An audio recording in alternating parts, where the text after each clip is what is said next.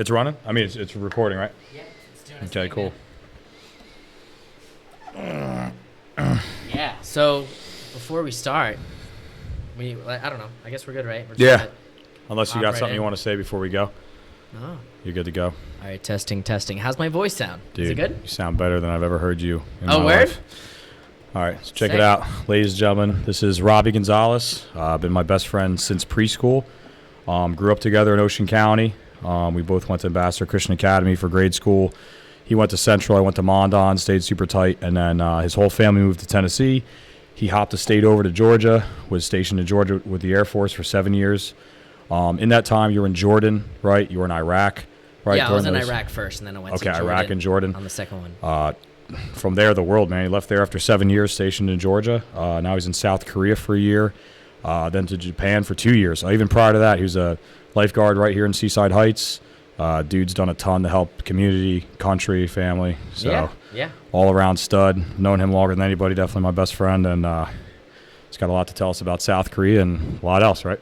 Yeah, dude. So, I've been in the Air Force over 8.5 years now, dude. When February hits, that'll be my 9th year, and then that's crazy. And you're going Korea right now. You're in it for the long run. You're not looking to hop out on your next No, I mean, I'm definitely leaning towards the long run, but it's like I got two options. Either by the time, because my enlistment goes until I hit 12 years, and then by the time I hit 12 years, if I have my master's degree finished and everything, and I will start looking around for jobs. If I can make 6 figures out the gate somewhere, it's like, Oh, absolutely. do I want to do 8 more years in the Air Force and then double dip it, do a retirement for the Air Force, and then hop in Yep. another job with my master's degree by then, and then do another 20 to 30 years at that one, and Sure. be retired by the time I'm 60, right? Because I would be Absolutely. a 20 and a 30, or 2020.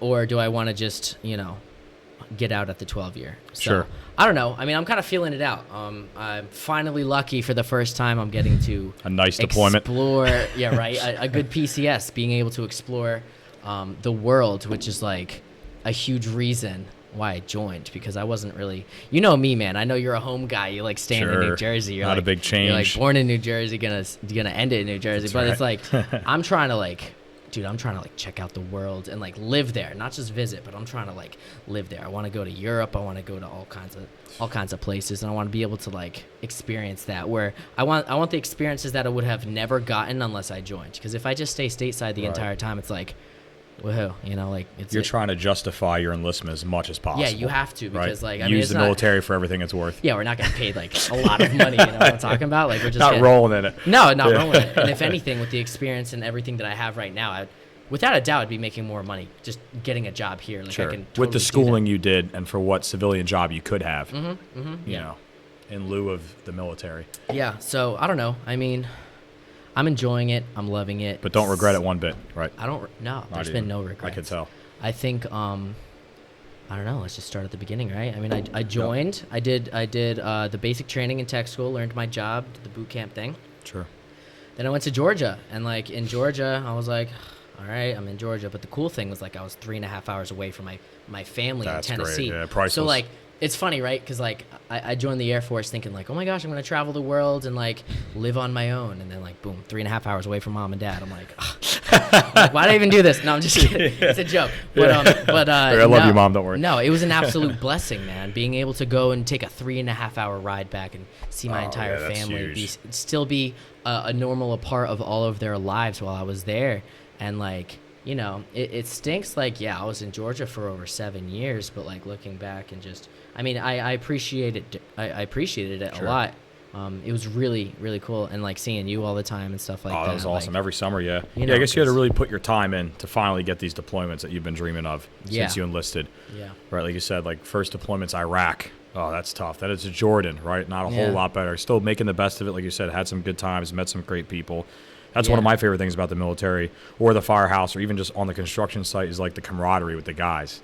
You know, those connections that you don't really get anywhere else. yeah. It's know? crazy because like when I was joining the Air Force, the first thing I thought was like, dude, I'm never gonna find friends like these, and it's not like none of them are replacing you. I'm just adding on to those kind of friends. Sure. And like we all have our, whether we grew up together in the same spot or if we both joined the military, like Absolutely. having that like those stuff in common. Like I've made some of the absolute best friends ever through the military alone, and like it's super cool. You get to make a lot of friends all from different places, different states, and even sometimes out of the country, and they join the military to get their citizenship. That's what blew my mind. Not to cut you off, but yeah, like going through training, people from like Africa and Nigeria, people all around that are just literally enlisting in the military just to gain citizenship for themselves and their family.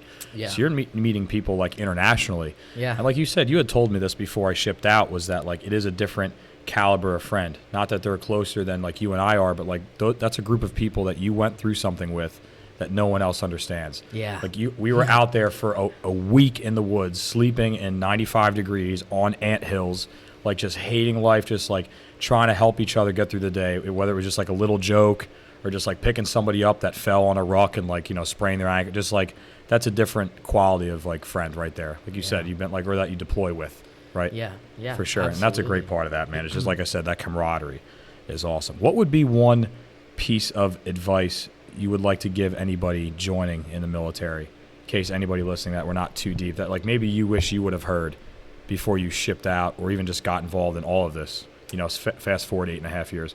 The best advice is, I mean, honestly, it's not about what happens to you while you're in the military. It's how you react to what happened to you in the military. So you have to be able to take on whether very good things happen, like, oh my gosh, the military is great. But if something really bad happens, you can't allow that to be the defining factor of like, oh my gosh, I should have never joined. Like, this is so dumb, because like, I mean, you have to just roll with the punches, and you have to enjoy the high times and the low times you have to get through. So, I mean, it's just having a just like an upbeat personality, like even when things aren't going well, like being able to find the positives in things. Because like, I was stuck in Georgia for 7 years. I had plenty of people there that were there for like 3 years. They were like, oh my gosh, this is the worst thing in the world. You're like, you don't even know. And I'm like, bro, get on my level, come on. But it's like, it's like, I mean, you just had to be like, you know what? Let me look around the room for 10 seconds and see what I appreciate here. Like, my family's 3.5 hours away. I'm still on the same time zone as my best friend Greg Gimple. We were still able to play Super Smash with Paul and everybody. Like, man. Great times. What can I be upset about? And a really nice apartment set up there too, with all like the decor you had, and the whole gaming room, and you had the whole setup. No, yeah, really nice. The 2 dogs, and No, I was getting dolled up. Oh, and for sure. So just roll with the punches, man. The military definitely has a lot of parts that are just absolutely terrible. Like, there's no way we're getting paid enough to do this kind of stuff. Oh my gosh. But there's also some times that like you're in the military and you're like, yo, this is awesome. Like, this is great. Like, I could have either went somewhere and got a job and sat in an office every single day. Hey Joe, hey Barry, hey Janet, how are you doing? Like, or I could do the military where it's like just crazy. Just like we'll have the opposite end. Yeah, just like fun stuff. Just going out and having like I know my squadron in Georgia, we would have like family days where we would just go out and like have fun and do stuff, have big barbecues and play sports and stuff. Yeah. And I'm like, this is cool. Like, it's really cool. And then you have your pessimists that are like, this is so dumb. We should have just gotten the day off. And I'm like, dude, come on. Yeah, like, we're getting paid enjoy right it now. A little bit. We're literally getting paid right now, and you're complaining. And that's like the biggest thing is like one person in a bad mood will spread, right? Absolutely. And I've always tried to be like, yo, it's not even it's not bad. Like, why ruin everything? Let's just enjoy the day. Like, we could have been working right now. You know what I mean? So absolutely. Just appreciating that kind of stuff has been a huge part of why I'm like, I like being in the military. I like being in the Air Force. And a lot of people are just like, I don't know, man. The Air Force is so like, being in the military in general is kind of whack. And like they get out, and then like they realize like the real world, it's like, it's not this isn't what I thought. I mean, don't get me wrong, like, you're living a great life, and honestly, like, this would be awesome for the future for me. Sure. I'd love to have this kind of lifestyle, but like, I don't know, just for the time being, like, I like doing what I'm doing. I'm seeing the world, man. Trying to get paid to travel and do all that stuff. Like, that's gonna be fun. It's going to be great. I've been enjoying it. So, yeah, dude, living in South Korea has been so fun so far. It has been insanely busy and stressful for work. I can only imagine, bro. Like, my last base was super relaxed and chill, but like this one, oh my gosh, man, like we have a lot of work to do. Like, it is like ridiculous. Like I was saying before, it's like we have 70 generators and we have four people that are able to run all these generators in 1 month. And that's insane. Just half of our job. We have our aircraft arresting systems too to work on in the morning, and sometimes if they have maintenance or stuff like that, it takes a lot of time and it takes a lot of like energy too, man. Like it's 6 a.m. on the dot, and you know this. You start work super. What time do you start work? Yeah, I mean I wake up at like 4:30, and I work like 7 to 3. 3:30 is my 8-hour day. Kind of like you're doing like 6 to 2, right? So we're kind of on that same wavelength. 6 to 2. It's although I'm sure you do the best hours in the entire world. It's awesome. But it's what you're doing during those hours that's killer. Yeah, no, I mean it's like 6:15 in the morning, and you're rocking and rolling already. I'm covered in grease and I'm covered in sweat because we had to do a runway change and we were in the middle of bleeding the hydraulic systems. You know what I mean? Like I'm like. So for those of you that don't know, in the middle of him talking, Robbie got in. He's like a generator mechanic, so he's like maintaining, fixing, repairing, and moderating all these massive generators. On his base, like whether it's his duty station or when he deploys, those bases that are just dropped out in the middle of foreign countries. How are they getting? They're not off the grid. They can't do that. They're all off massive generators. And Robbie has now moved into a position of authority as a NCO, a non-commissioned officer, where he's kind of in charge of all the new trainees coming in. And then he went to a training course. Where was that 2-week training course you did to also pick up the aircraft or the cable arresting systems? You had to do that extra training before you went to South Korea. Yeah, I did Silver Flag. Where was I went that to at? Tyndall, where John Seaton works. Oh, okay. So then you went there to also pick up, as you guys know, predominantly in the Navy, those aircraft arresting systems that break those fighter jets because it's such a short runway. They also have those on ground bases as well. And now he's been put in a position in South Korea where he's also doing that part of the job as well. So that's like, I think, pretty good description, right? But that's kind of what you're doing. Pretty much like when you think of riding a bike, you have your two brakes, your right side and your left side. And when you want to stop, you push them both down and it stops you. Sure. Well, if the brakes on the aircraft don't work, what are you going to do? What's going to happen to the plane? It's going to crash. It's literally And you've had two of those, right, where it was an actual emergency, actual brake system failure on a fighter coming in, and you had to react to that. Yeah, I mean, we're talking about $40 million jets, F-16s and stuff like that. So, I mean, the jet's going 185 knots or whatever. With no braking. It's going super fast. Zero brakes. What it does is they call the tower and they're like, yo, we're about to crash. We got to hit the system. So what they do is the aircraft presses its button, drops its hook, and it hits the cable like that. And the cable's hooked up to two brake systems, just like on your bike, like you're riding a bike. Almost like kind of pulley systems, kind of. Is that a way to put it? Like where it wraps around wheels on either side? Is that kind of how it is, or not really so much? I mean, it feeds the tapes in using rollers and stuff into the system, and it's like a big roll of tape, or like that bubble gum that you can pull up. Yeah. Just That's a good like analogy. that. Think of two of those, and on both sides of that are hydraulic pads that you put on the pressure, and it pushes against it to slow it down when it's getting pulled out. By friction. Yeah, right? It uses that friction to slow it down. And what it does is it saves lives and it saves aircraft. That's amazing. And it's a lot. There's a lot to it. They have to work perfectly. You have to regularly synchronize them. They have to be synchronized without more or less, like no more than like a 3 to 5 degree temperature change, because hydraulic fluid will expand or whatever with the heat and with the coldness. Like you do that every quarter on every single system. Like we have 10 individual systems on the main runway and our alternate landing strip. Like it's a lot of stuff.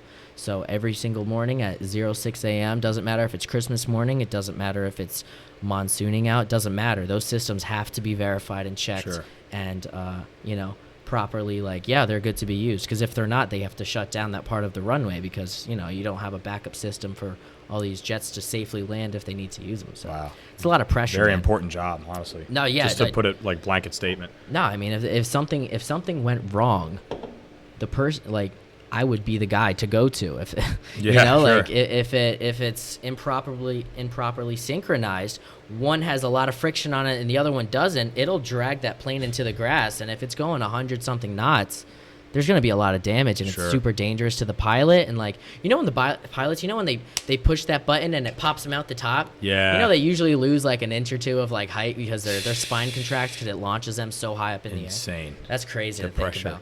I'm short enough, man. I couldn't afford it. I'd be like, dude, everything you're talking about, it just keeps making me think about. Ooh, watch, this is my. In case I have a bad guest on the show. Oh man. I'm just kidding. But dude, so the movie Maverick. Yeah. I haven't seen it, but okay. Elaborate. I'm jealous that you haven't seen it yet because it's that good of a movie. Yeah. One of my, Tom Cruise, phenomenal, top tier. Yeah, actor. Top Gun. Absolutely Top Gun. Oh, you're talking about Top Gun Maverick. Well, what did I just say? You said Maverick. Oh, well, okay. Well, I think it's called Top Gun. Yeah, it's called Top Gun. Well, it's the second movie. Top Yeah. Gun, right? There was original one, same, like mostly the same cast and everything, Yeah. same girl that he falls for, same all that. Really? But I saw this movie twice in theaters. Once with Nicole and her family, and then I took my parents to see it with Paul because it was just like that phenomenal. And like, there's a lot of scenes in there where they're all landing on the aircraft carriers with that cable arrest system. That's exactly a what lot it of is. them, and one of them, not only did they lose their braking system, but they pulled up last minute, movie, whatever. Yeah. Last minute and hit the top of a bridge and also lost their landing gear, their Yeah. wheels, right? Ah. So when they came in, That's crazy. they, instead of a cable arresting system, they just pulled a massive net Yeah. to just slowly catch it. We should probably take this off the table. Yeah, that's another kind of But system. did you? There's multiple. Do you guys kinds. also have those there? Like, is there something else besides just the cable arresting system? Like, do you Yeah, guys have those yeah. massive nets? Okay, cool. Yeah, we have different ones. That's we have awesome. the net where it goes into the net, and the net pretty much does the same thing. It's attached to two systems, and it slows Okay. it down. You could use the net technique. Dude, that's awesome. Dude, they have the Velcro technique. What is the Called the Velcro technique? the textile brake system technique. All it is You're about one. to drop some serious knowledge All on it me is right is now. one cable. Dude, I'll teach you the whole job. The whole one is just the cable, right? And attached to that cable is long, huge Velcro strips, and it uses the power of Velcro That's to insanity. slow down a plane, dude. Insanity. That system is absolutely terrible. If that system's set up somewhere, and it absolutely is. They have that system at the other base. I thought you were about to blow my mind with some. No, that system is only good for a few months, and then you have to complete. I don't know, it's a few months, maybe it's like a year or two. But you have to completely replace every single thing because of water damage, the snow and all that stuff. It's not made for the elements. So that It's Velcro. system's pretty lame. And then Okay. our backup to our backup, like our like backup to the backup, and it was just used, dude. It's super rare when they're used. Same idea, but it's the cable, and it has heavy chains. Each link individually is like 90, I think it's 90 pounds a link, and it just goes down the end of the runway.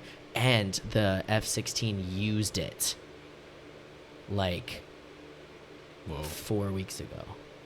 That was crazy. No, yeah, the entire, like, one of the up top people, like, reached out to us and was like, yo, no way, that thing actually got used. Can we get some pictures of it? Like, that's insane. Like, and it stopped them, like, 80 feet from the end of the runway. Because at the end of the runway, there's all kinds of antennas and all kinds of stuff for Sure. pilots to communicate or whatever weather. I don't know, like, north, Yeah. south, east, and west, whatever. The plane would absolutely crash through that stuff, crash through the grass, went across the road, crashed through the fence. You know what I mean? Like, Yeah. it's a big deal. You're if not these just things- skidding in mud at the end of the runway. No. There's a lot of stuff you're No, going to they destroy. will crash, and there will be so much damage. Ugh. And I'm talking Let like alone the pilots, like you said. detrimental damage. But yeah, that's exactly what it is. It's funny I haven't seen Top Gun, but in South Korea, like You I have haven't- to see that movie. I haven't dude. seen like any movies. Why? Because we have a movie theater on base that literally only shows like movies super rarely, and then when you go off base, it's nothing but just like Korean movies. They don't have any American movies because I know they have a lot of American music. I don't know. I But mean, not really American I walked movies that in you've there- seen, at I least. walked in there and I looked around and like everything is in Korean, and like I don't know, they might have American movies with Korean. I mean, for good subtitles. reason, right? You're in South Korea, but I just thought, because like you said, you go to like, if you were to go out to a bar or a club there or whatever on a Friday, Saturday night, like they're playing American music with American lyrics. Yeah, they love American. And they're bumping. Yeah, But I don't know. maybe not I so just, much movies. I didn't feel like that would be. I don't know. That is a movie you have to see, man. That was like, No, I totally think do. I was in lifetime, it's in my top 10 movies, maybe even top 5. Like, it was that amazing. Like, Dude, my you know, uncle, Tom Cruise, like, obviously phenomenal actor. Yeah, my uncle went to the movies, watched that movie, and said the next day he went back and watched it a second time. Oh, And he's it like, was killer. yo, you got to see this. And I was like, oh, yeah, I definitely do. Because on the Netflix version, on the South Korean Netflix, I was at the hotel right before I flew here. They had the first Top Gun on their Okay, Netflix. yep. And I watched like half of it. And like, what do you know, like 9 seconds into the thing, like aircraft arresting systems, boom, boom. And I was like, what? Yeah. I was like, that's yeah. crazy. You would Like, love it, man. It's It's exactly really cool. what my uncle was They have saying. all the air directors out. Like, oh, you'll recognize all the MOSs. Yeah. You know, you'll be like, right. But Yeah, dude, that's me. I'm the guy. I just do a- the point man stuff. Dude, that's awesome. Just a phenomenal movie, man. Yeah, it blew my mind. And you know, that's what happens when you just focus on simply making a great movie. Paying the money to get high quality actors, using real like sailors on a real aircraft, you know, having Tom Cruise out there working with them, not like trying to push whether it's, I don't care what side, but an agenda in a movie, period. You know, what kind of got me upset was like I went to see the new Buzz Lightyear movie. Yeah. Because like Yeah. you and I grew up, you know, just high piece, dude. We all grew up on Buzz Lightyear. Yeah. And the movie itself was phenomenal. It's just like there was just felt like a very forced, like, you know, lesbian scene. And then they had like they fast forward it and they had a kid together. Didn't elaborate like how did that even happen, you know? And then fast forward again. Eventually, like I don't want to spoil the movie, but you know whatever happened from there. But it just felt very forced. Like it didn't really need to be in the movie. Yeah, it was probably a cash grab. I mean, there are times where like gay couples like work and stuff, and that's totally fine. But like this was a very forced. Like it almost felt like it was just so out of the movie, like out of place. Yeah. And like the movie kind of tanked pretty bad. But it sucked from my perspective because outside of that quick scene that they just threw in the middle of the movie, it was a pretty good Buzz Lightyear movie. No, I'm sure it was good. I for want to watch Disney, it. I mean, I tried downloading it on my iPad so I could watch it on the plane. And like the Disney Plus app was being you would still like. I still enjoyed the movie. I'll say that. Like my personal opinion was it's still all right. But you know, when you just focus on stop trying to like please a niche group of people. It doesn't matter what that group is. Conservatives, liberals, straight, gay. It doesn't matter. Don't like try to fight for that little niche. Just simply focus on making a great, well-rounded movie with amazing music, like Hans Zimmerman, right? Did the music for like Dark Knight and and did all these like heavy, big-time movies. Just make a great movie, and that's all they cared about doing. And that movie, like, phenomenal. Got the best ratings I've seen in a movie, and I think like in the last decade, that movie got the best ratings. So they you know get what you deserve, man. That movie was phenomenal. Yeah, but, I mean, I'm definitely gonna watch it. Yeah. I mean, it looked. Tom Cruise is cool. awesome. Nice. So yeah, back to South Korea. Yeah, dude, tell me just about like South Korea, like outside of now outside of your like your job, your service, like what have you been like loving the most about South Korea, and maybe a few things that you don't like so much. Anything that like caught you off guard or that you expected and came to be true? I know you maybe talked to a few, you know, buddies in the Air Force that had been there and got maybe a little idea of it. So overall, South Korea is an amazing place. I love it. It's fun. The people there, very nice people. The food there is mind-blowing, dude. The food is, like, so good. And the great thing is, like, the food's not expensive. Like, you can go to, like, a place and spend, like, $7 or $8 on, like, a whole meal. That's amazing. Really? Best food you ever had. It's, like, $7. So comparable to the United States, we might be paying, like, twice as much for a meal, dude, you go like a anywhere to burger, eat now, fries, you're soda looking at- combo. Dude, you're looking at This might have to go off, dude. I'm gonna stab you with this if it comes. No, I'm just kidding. chill. If it comes off one more time. Watch out, dude. YouTube. Yeah, I know, dude. They're gonna demonetize our video now, bro. Now you can't put it on your TikTok page. Yeah, dude. No, but for real, let's make sure that's still plugged in. Yeah. South Korea, the food's amazing. Really good food. Their ramen noodles, right? See, the way that we think about ramen noodles, like in America, is like we're like, oh, it's just like a cheap meal that we make that's super simple. But like out there, their ramen is like, oh my gosh, this is so good. Like they put like pork in it and like a cracked egg, and like there's this one place near the base. I love it. And each ramen noodle, you'll eat it all, and at the bottom there's a rock. They put a rock in every single soup, just like a nice smooth rock. What the heck? It's just a rock. What? From what? What? They just like get it from a local stream or what? Just a rock, dude. Dude, it's a rock. What? Just You a keep rock. it, or you like throw it out when you leave, or No, what? you just leave it in the bowl and they Really? got a rock. I don't know. Oh, because it's a glass, like you're talking about, like at a restaurant, not like fast food where you're throwing out something. Like you're at an actual place. No, it's a restaurant. You sit down and everything. But Different it's like, color rocks? Like, do you get like surprise? Yeah, like I'm Fridays talking, have like- a certain color, maybe. No, or- I'm talking like straight up. They walked outside near a stream and picked up a rock. Put a rock. It's like, why not? I got a not rock. decorative or anything. No, Gotcha. not at all. But That's it's hilarious. it's something that sets them apart, I guess. It's like, yo, did you get ramen at that place that they give you the rock? And they're like, yeah, dude, that place slaps. So See, we that's couldn't really do good. that here in the United States because somebody would see that, pick it up with chopsticks. Oh, they and try to eat it and be like, I die, thought it was an egg. and then sue that place for $10 million and go after their family and 3 generations of restaurant owners, and then I know. they would never. But I guess they probably don't. We don't act like that in South Korea, or they don't act like that in South Korea. No, dude, South Probably. Koreans have like common sense. United States spill coffee on ourselves at McDonald's, and we sue McDonald's, and now they have to put caution labels on hot coffee. No, yeah, definitely. They probably don't do that over. But yeah, no. As far as the food's outstanding. Like I've already told you, like Korean barbecue is like a super big thing. So like you go up there, you sit at a table just like this, like straight up, and just in the middle is a big circle cut out of it, and there's an upside down metal bowl, and inside of it they put coals, and then they'll put a grill, what's it called, a grate.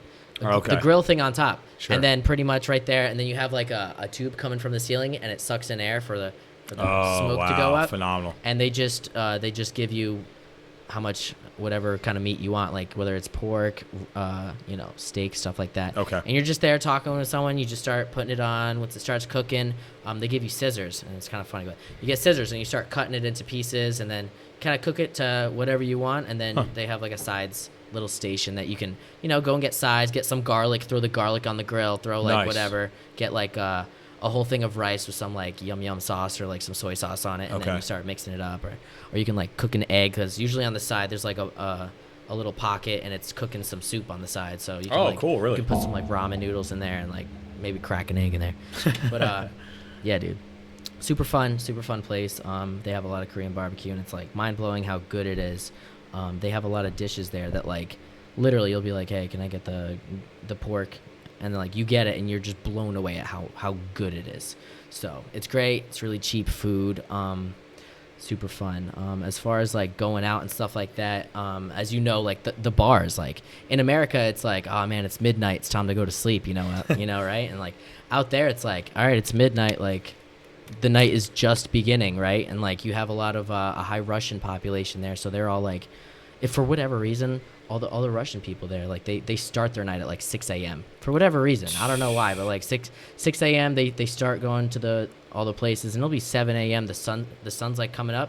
Like all these places are super lit. So like if you're the kind of person that likes to do that stuff, like they go all through the night. So that's Interesting. insane. Do you mean they like almost get a normal night's sleep and then start going out at like 4, 5, 6 in the morning? Yeah. Or they've been out and then they just really turn it up like, hey, we've been at this bar Both. from midnight to 4 a.m. Now let's go to the club at like 6. Yeah. Like, is it that type of, like they've been going? They've probably been out the entire Wow. night. It's just they go I to believe it. specific spots at certain times, but they go through all through the night. So that's insane. I can never do that kind of That's stuff. very hard to keep up. Yeah, well then you got a full-time job the next day. You have to sleep at some point, right? Yeah. That's just like still a human being at the end of the day. Mm-hmm. So things that like shocked me about Korea, right? Yep. Let me think about this for a second. I thought, because I'm 5'8", and I was like, awesome. I'm finally gonna be somewhere that like, from what I understand I'll be around people that are like similar height to Just me. the culture is supposed to be a little bit shorter overall. I mean, yeah. Right. I thought, but no, dude. There's guys that are like 6'2", Not the culture, 6'3". but the populace. Yeah, no, Okay. there's super tall guys in South Korea. Super, Really? super tall. Yeah, they're super tall. They all got the bowl haircuts. It's funny. They love it, but they love talking to Americans, and like they want to improve their English, and like obviously like someone like me, like I want to improve my Korean, so like talking to them, they talk to me, and like I'm teaching them like slang and stuff like that. I'm like, if you don't like something that much, it's called mid, and they're like mid, and like yeah, and it's just like one hand washes the other. yeah, no, it's great. And then they teach me like the different kinds of talking, whether you're talking to a older person or talking to a younger person. There's formal and informal language. So like Wow. 감사합니다, like that's like thank you, sir, like thank you, ma'am, like it's very formal, 감사합니다. But if you want to like, if you're talking to like a 23-year-old, like they give you like, I don't know, a drink or something like that, you'd be like 고마워, and they're like 고마워, like that just means like thanks, bro. Okay. Like it's like more chill. Gotcha. And I don't know, that was really cool. Yeah.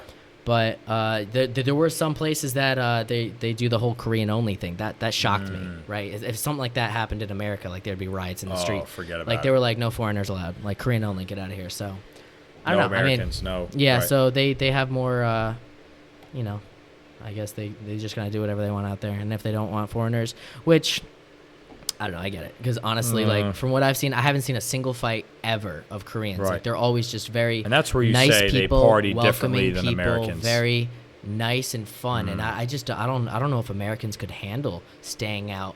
If you go to a bar until 6, 7 a.m., there's just too much time frame between people being super drunk that there's gonna be always arguments, because that's what That's how happens. we are as humans. And some guy with too much ego is Yeah. gonna hit somebody the wrong way or push somebody that he himself has too big of an ego, and it's just gonna Yeah. fist fights all over, right? But I mean, yeah. But Korean culture is cool. Like I was saying before, like if you're paying someone or receiving something, like it's respectable of using both of your hands. Like here you go. Like it's a respectful nature. But if you don't want to do the two hands thing, you just go like this. Right. And I would receive it this way as well. Yeah, you'd receive it and be like, thank you. Okay. You'd be like that. Boom, So just boom, a boom. quicker, maybe like you said, slightly less formal way to get Yeah. and receive something. It's just to kind of touch the Yeah. arm that it's holding, not so much. Yeah, it's showing that you're supporting the arm, okay, saying gotcha, like, gotcha. this is using effort to I see. receive what you're giving to me. And normally that's for if you're paying money or giving money to, if you're eating out at a restaurant or you go to a 7-Eleven, because they have 7-Elevens out there, you go and get like a drink, and then you're paying the cashier, you're like, here, You're like 안녕하세요, like 안녕하세요, and then you pay, and then like all right, 수고하세요, 수고하세요, 수고하세요. It's like take it easy. Hey, take it easy. I got Something like that, right? But yeah, dude, the culture's been fun. Talking with Koreans have been a lot of fun, and like Yumi had a very unique experience because we had Koreans go to our school in middle school. Yeah, exchange students. Yeah, we had exchange students like Jerry, not so Anthony, much pre Sujin, and- all them. Like, Yes. like that was a cool experience because I Yeah. remember Jerry. That was I predominantly would- like 6th to 8th grade, right? We Yeah. had them kind of for the Yeah, it was like I think middle it school might have been portion 7th of. and 8th. Okay. Or maybe like 6th, 7th, and 8th. Yeah. But I remember Jerry teaching me Korean. I just remember him was like an, yang, ha, sai, ya. I'm like, that's how you say hi? Like, why is there so many words? Like, what's going on here? Like, that's like so. Yeah, so we got long. 2 letters or 3 But letters. it turns Hey. out you could just shorten it and just say anyang. And that's Okay. just like hi. But 안녕하세요 is like hello, hi. Like it's more like okay. more He was, formal. He was giving you the whole. Yeah, it was giving me the Okay. formal thing. But that was cool. That was really unique. Yeah. yeah, so South Korea's been an absolute blast. I got there in December, and then I just have like 3 months? What is it? September, October, November, and then December. I'm in Japan. So it's crazy because like now that I like understand Korean culture, I understand like the basics of like the languages and stuff. Sure. Now I leave it and then I go to Japan. So like when I live in Japan for 2 years, I'll be able to like understand and like differentiate like It carries over a little bit, right? I don't know, just see how the cultures either. I mean, they're definitely going to be different, but how similar they could be in some aspects. Gotcha. But that's going to be a whole nother like another language for me to try to pick up. But that's cool. I mean, being able to learn like the basics of different languages. Like I definitely would love to do that. And I feel like being in Japan for 2 years, I'll have plenty of time to like really dive into the languages That's and awesome. stuff like that. So that's going to be awesome. And that'll be a whole nother experience, pumped. right? Because right now you're on base, you're in the barracks. As you go to Japan, Yeah. at the end of the year, you're going to have your own house out there. Yeah. And you're going to have twice as long to get to know the culture, the food. the Exactly, people, how and I'll things be able work. to drive everywhere because in Korea I Right, don't you're have, gonna have a car I- as well. I live on base. It's a smaller base. They don't allow us to get houses there, and it's only 1 year. So in Japan, I'll just hop in my car. But I do drive on the left side of the road in Japan. Yep, left side of the road and That- right side of the car. Right, isn't it right side drive with the car and left side of the road? Oh my gosh, I like have no idea. Ireland. I don't. Yes. I I don't know if you remember my Toyota Supra I had. It was a right-hand drive Toyota Supra. I bought it because Paul Walker, rest in peace, drove that in the Fast and Furious movies. Yeah. And I that was remember that. imported from Tokyo, Japan. remember That that. car. Yeah. So that's how I like know physical evidence like that was from Tokyo, Japan. That car. So it's right side drive, left side road. Yep, is how that is. Dude. And honestly, I picked it up right away. Here at USPS, FedEx, all their mail delivery trucks, they're all driving on the right side of the vehicle here in the States. Yeah. Some of the operators that are working at, I'm up at Port Newark by all like the big ports, all the massive ships come in from some of those countries, predominantly China, come in. All those operators are driving on the right side of the equipment in there just for whatever, reason. But yeah, so that takes a little getting used to. I remember my first time in Ireland. So when Laura Sue and I were little, my dad and my mom rented a car there. My dad was driving the whole week. It took a little bit getting used to. He was driving on the right side, and you're on the left side of the road. But to my memory, he picked it up in like a day or two, and you were going. So 2 years, dude. You probably even like to play it safe, say a month. Yeah. You're gonna be solid, and then you got 2 years there. I don't know. It's just gonna be so scary, dude. It's I'm weird. just gonna be driving and be like, oh my gosh, wait, like. It's weird. I'm Left trying to remember side. now. I haven't had that Supra in a while, but I believe like I think the blinker might have still been on the same side. Your blinker is on the left or whatever or right. I think it was like it might have been swap, but I think it was the same. Yeah, there's some weird stuff. But if you have an automatic car, that's a huge thing because now you're not like shifting with your left hand. No way. Yeah, because that would be. Oh, they do. Well, think about it. If you're on the right side of the car, your Hey, center Jamie, console. look that. No, look it up. I don't know. I mean, what is side? it, or was that just a special? Well, think about it. If you're driving on the right side of the car, your shifter, you have to be on the left because the center console is where it is. That's where the gearbox is. You have to be shifting on the But left is side. it a fact that all the cars in Japan? No, I'm not saying that. I'm saying if you get an automatic, because that was an automatic car that I had. Yeah. If you get an automatic, that'll make things that much more that much easier. I don't know. That'd be Maybe it's something you get used to. I know you I like- obviously you already know how to drive stick. You've been Yeah. driving the trucks in the Air Force, right, and stuff here and there. Yeah, you got no choice when but- you're deployed. It's always Yeah, it's it's just always what they're 6 going to shifts. have, especially with those diesel trucks. You got deuce and a halves out there, right? That's what they are. You're not getting an automatic deuce and a half. Yeah. They're not paying $50,000 to convert a a standard issue like piece of equipment to automatic 6-speed for whatever reason. They're not going to do it. No, yeah, definitely. Stick shift, like that's something that you're gonna have to like. Everyone should definitely learn, obviously. But I like, think that's an important skill to have. It's the best form of anti-theft. Someone's going to steal your car. yeah, at this point in time, Who the hell knows how to drive stick? stick? Nobody. Not yeah. our generation. Well, especially not the generation coming up behind us, like the ones that are 18 now. I don't know. Which soon enough, dude, in another year for you and I, that's going to be a 10-year gap. 18-year-olds are going to be a decade away from us next year, bro. We're going to be 28. Yeah. So 18-year-olds are now not so close as they always were. That's like that. That's that next generation. Dude, time flies. Huh? It does fly, man. Dang. So we've been like best friends since preschool, and maybe before that. A long time, man. Yeah. So Wait, did your parents always go to Grace and Peace? Yes. My parents used to go to Grace and Peace. We went to a church in the Pinelands. It was but that was when I was way young. Like to the best of my memory, we were in Grace and Peace we've been there for a long time now. But we were born in the same hospital, right? We were both born in Toms River Hospital there, and preschool all the way through 8th grade. And like I said in the introduction, went to different high schools, stayed just as close, hanging out, playing each other in volleyball. Monsignor Donovan versus Central. Dude, that was so right? That was a blast seeing you over there, dude. Like coach kind of getting a little mad at me because I was just kind of like smiling and joking. Yeah, I mean, whatever, man. It's a high school. Looking back, it's glad it was I did it that way, not my coach's way. Because looking back, who cares about that one high school game? Yeah, we're just having fun. The few times we got to see each other. No, that was a great That's time. it, man. You're off down to Tennessee, and But dude, it's awesome. Still making the effort to take leave and come here every year. And once you get to Japan, man, I'm definitely gonna fly out there and see what the deal is with that. Really want to see Nintendo World out there. That's gonna be. Dude. So. And they're adding the Donkey Kong extension. Yeah. The extensive pack, but imagine it's like you have to have Nintendo online. Yeah. That's something I don't think I'll ever grow out of, man. It's too fun. There's too many classics. The games, even their new releases, are all still amazing. It's family friendly. The storyline's great. The Switch is an amazing console. I mean, it's been, holding out this long, and it's still phenomenal. They just came out with the OLED model. Dude, I'm telling you, the Breath of the Wild 2. I'm stoked for that release, brother. That's gonna be. I guarantee nuts. they're not gonna say anything about it until they bring up the new Switch. That's probably gonna be coming out. Yeah. They probably have the graphics prepped for the new one. To get it. Yeah. Oh man, that's gonna be crazy though. Getting a whole new Switch. Yeah. Well, it might just come out for. I don't think they're gonna do. They have to have a completely different console because they just came out with the OLED. So they're gonna have to come out. The next step is not like another. That's what I'm saying. Is they're gonna come out with a new just console a that has completely probably different console. Double the RAM. But right now, I think it's supposed to be for the Switch console. I don't know if they said anything like this game is going to be for a different console. I don't know. You would think we'd know that by now, but maybe not. But Nintendo just been phenomenal forever. Has the best classics of all time. When you talk about from N64 to GameCube to Wii, those titles you have some great titles on PS2 and Xbox, but really Nintendo has all their own original. No one's touching those. That's just dude. They're great, dude. It's fun. Like I say, you have to get old, but you don't have to grow up. Still do the fun stuff. Still, we were just at that water park yesterday, and it was me, Paul, my sister, and my mom, dude. My mom came in her 60s, going down all the fun water slides on the mats, racing those crazy slides, bumps, doing all of it.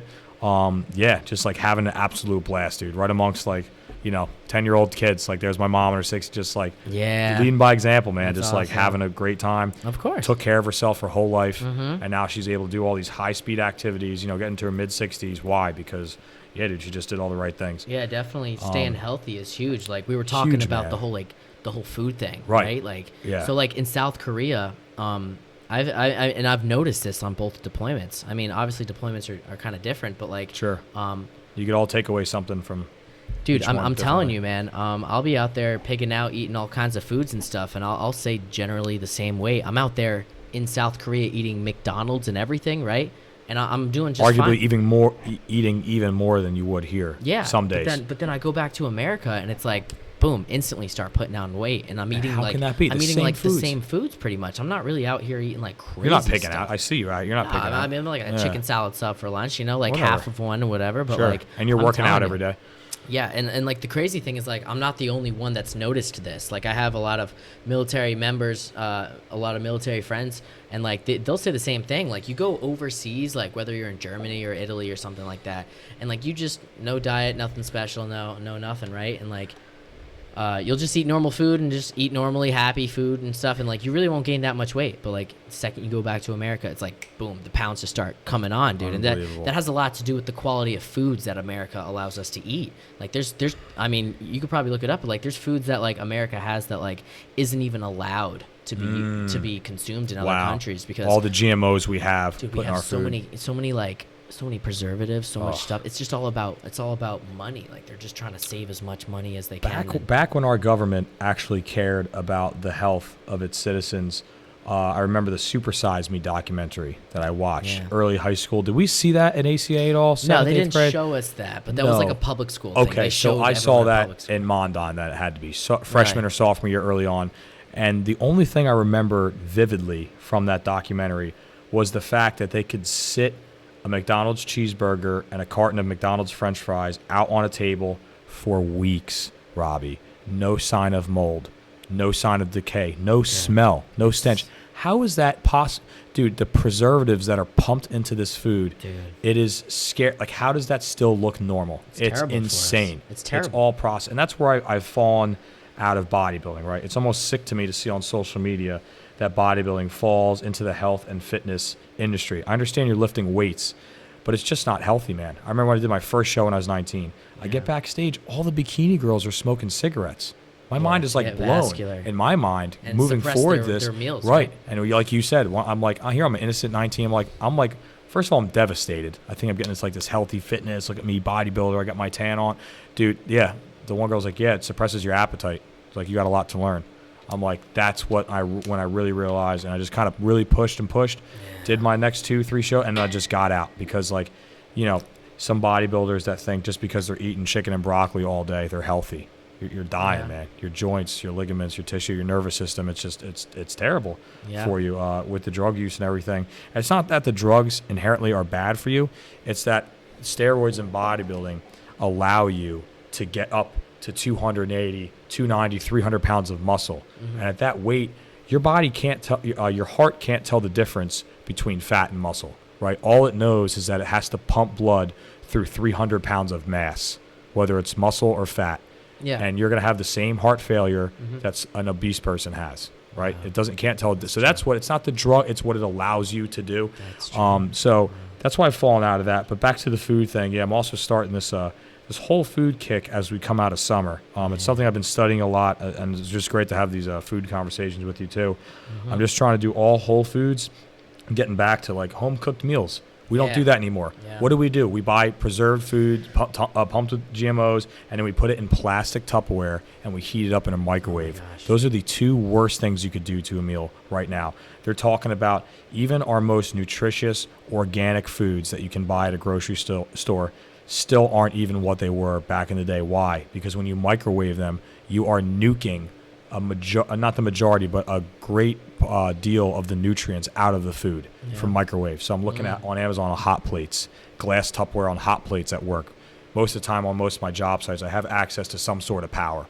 So I can use heat, not microwaves. You know what I mean? There's been measurement, not that I'm worried about radiation. I'm not going to start getting crazy. But guys have made videos of like those microwaves being measured like nearly outside their homes using a microwave. It's just like, I'm always going to have one, and I'm going to use it here and there. I'm going to get my oatmeal in the morning. You know what I'm saying? Like, I'm going to still use it, but it's just gotten to be, and also they're attributing, why is like testosterone counts like 1/3, 1/2 of what they were like 100 years ago. Like why is that happening? There's something's going on, right? Why is that happening? And that is now getting attributed to everything in the plastics. It's 100%. Yeah, and the plastic Tupperware that we're keeping everything in. So even when you buy food, it comes in plastic saran wrap. If it's fresh meat, it comes in plastic bags that you rip off and break open, right? Chips, everything is in plastic, and then we put it in plastic Tupperwares. I'm drinking water out of it. Yeah, I know. Here we are, right? Hypocrites. But it's all traced right now to, there was a doctor that was on Joe Rogan, I'm going to have to find and link that to the video, that attributes and wrote a book on everything to the plastic in society, to the testosterone decline. So all our foods have GMOs and preservatives. Yeah. They're all pumped full with that. Then we're using microwaves to heat our food. We're like modern day Americans. We don't have time. We don't do home cooked meals anymore, right? So we're just like nuking everything with microwaves, and it's GMO inducted foods. And on top of that, we have it in plastic. So we are destroying our testosterone. We're destroying our health. And even when we're trying to eat nutritious, it's really not as nutritious as those foods used to be. Just broccoli, chicken breast. Well, yeah, definitely. And like, Crazy. if you look into it, like, you always say an apple a day keeps the doctor away, right? Right. But like, if you look into it, from what I've seen through videos, is like, your average apple has so much sugar in it compared to what an apple used to be like in the past. And Crazy. It's because they specifically raise the apples to be as sugary and sweet and delicious as possible. But like, everyone tells us, like, make sure you eat your fruits and vegetables. And yeah, no doubt, like, that's very important. But like, the quality and like nutrients that you actually get from them nowadays are totally different from back in the day. And they used to have like that food pyramid, like, oh, make sure you eat your wheat. Breakfast is the most important meal of the day. But like, and then now everyone's doing intermittent fasting and they feel amazing, and they're staying away from carbs, and like, they feel amazing. They're super in shape. It's like the amount of like education on food back in the day was like so backwards. It's like the egg, dude, right? It's like, that has been the most notorious like flip-flopping issue since I was like born, probably, and before that was the egg. Okay, don't eat the yolk. It's going to spike your cholesterol. No, okay, no, the yolk is good. It's good fats, and you need a little cholesterol. Okay, no, just the whites. Dude, that issue has been, it's been, the egg has been flipped and flopped, dude, like for, I don't know, it's crazy, and we'll always be like that. Yeah. But, you know what? It's not, when I first looked, Robbie, and first really started noticing that and this has been going on forever, I've just been blind to it, is that the government really didn't give a damn about the public's health was during COVID. Yeah. So when this is literally, this is no conspiracy, anything. This is the CDC comes out and says, okay, 79, let's call it 80% of hospitalized COVID patients are obese. So if you get COVID and it's bad enough that you have to go to a hospital, 80% of those people are classified as being obese. Yeah. Not once did the CDC said that and left it alone. Talked about nothing but vaccines for the entirety of the outbreak, the virus. Nobody said go outside, get some sunlight, get some vitamin D, do some exercises, drink more water, eat more sensibly, try to work out at home, because working out is free. You could walk around your neighborhood, jog around your neighborhood, then run, do push-ups, air squats, crunches. Just like, when 80% of the people that are getting hospitalized are obese, and it is a massive, massive burden to the healthcare system, why would you not put some information out about that? The only thing they cared about is the masks. But why would you not, like, if you're talking about, you're being irresponsible by not wearing a mask. You are a burden to the healthcare system. You don't care about the nurses that are being overrun in the hospital. Whoa. 80% of those people are obese. Yeah. It's like, where's their... It's just insane. And that's when I started to look at it. They don't really care about the public health, you know? And as much as they are a burden to the healthcare system, as far as like the everyday Joe working in the hospital, slaving away their burden, the country makes a lot of money off those people. Yeah. The drug industry is huge right now, Robbie. And like, when you go into the doctor's office and you are 350 pounds, it's not go to the gym. It's like, let me put you on blood thinners. Let me put you on thyroid medication. Yeah, let's give you medication. Yeah, let me help you out. I'm going to give you an appetite suppressant. And why is this, Robbie? Because right now in the world, the United States of America makes up 5% of the world's population. 5%. That's all we make up of the world. Yeah. Yet we use 65% of the world's pharmaceutical drugs.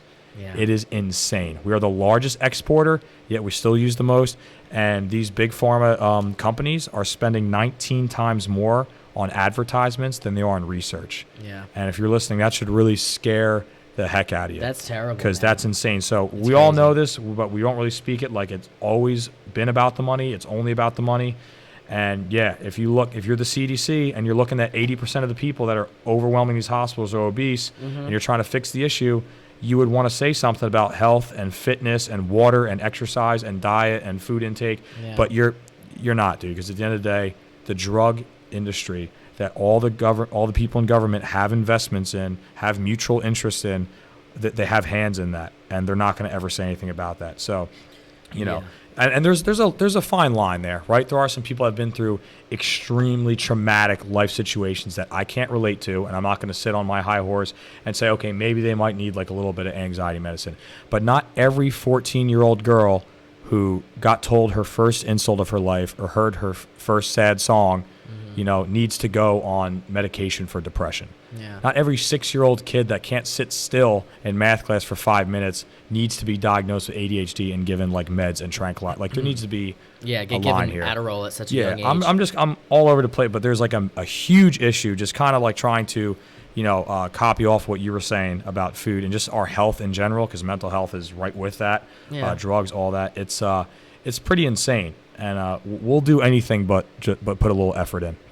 Yeah, I mean, but it's just like that Big Mac documentary, The Super Size Me. The guy was getting more and more depressed eating that food and stuff like that, like the all the stuff in the food that we eat at the restaurants and stuff like that. Yes, please, before you take like a depression medication, try going outside daily, getting sunlight, making friends, exercising. Yeah. Find a new hobby. Try all of these things to really actively make your life better. Fight to the death to make yourself better on your own before you start taking drugs. That's the best piece of advice I can give anybody. Yeah, definitely. And like I said, there is a line there that there are some special cases, but I don't want to lead the argument with those niche cases. Like in general, there's a massive problem right now, and the people that make the virus make the cure, and it's just a big monopoly. So, yeah, man, that's all I got to say on that. But very interesting how you said it's just crazy because you're seeing that firsthand, and this is not something I knew. Yeah. You're basically eating the same foods in two different nations. Now you're just gaining weight here in the States. Dude, and the quality of the McDonald's, the quality of the McDonald's in South Korea compared to our quality here in America is insane, dude. The thing is, the prices are the same. The prices are similar and everything. Interesting. But the food out there is so much better quality, dude. It's like the chicken sandwich actually has the crunch on the outside and the chicken on the inside is juicy. And real white chicken breast. Really red, thick cut tomatoes and nice fresh lettuce and stuff like that. And you're like, whoa, this is like a sandwich, and it looks really good. It doesn't look all flat and squashed. Yeah, like here somebody stepped on the it, wall. right? Yeah. Yeah, exactly. Because you see the McDonald's commercials, then you go in there why is my hamburger this thick? Dude, it is squished down to the... You want one of these, Robbie? What do you want here? Yeah, crack one open. What do you want? A Corona? We got Bud Light Orange. Corona sounds like Corona? a dollop. All right, I might have one with it. Yeah, Corona it up. Thank you. Dude, I got you, brother. I'll crack one open with you. But yeah, like I said, man, the food out there is so much better quality, and I feel like that's a huge correlation to people's mental well-being. So staying away from that stuff, and like you said, going towards making your own food. Because me, I usually make my own food all the time. That is totally something I like to do. Thank you. All right, awesome. And I will absolutely cook for myself.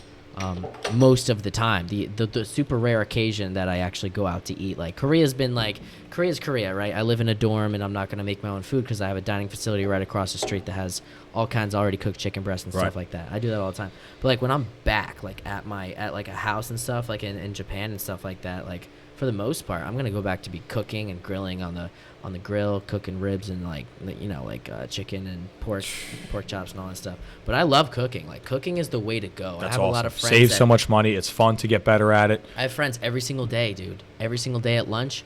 All right, where are we going to eat today? It's I understand that here and there, but come on, making your own food is so life changing, man. Eating actual. Oh, for sure.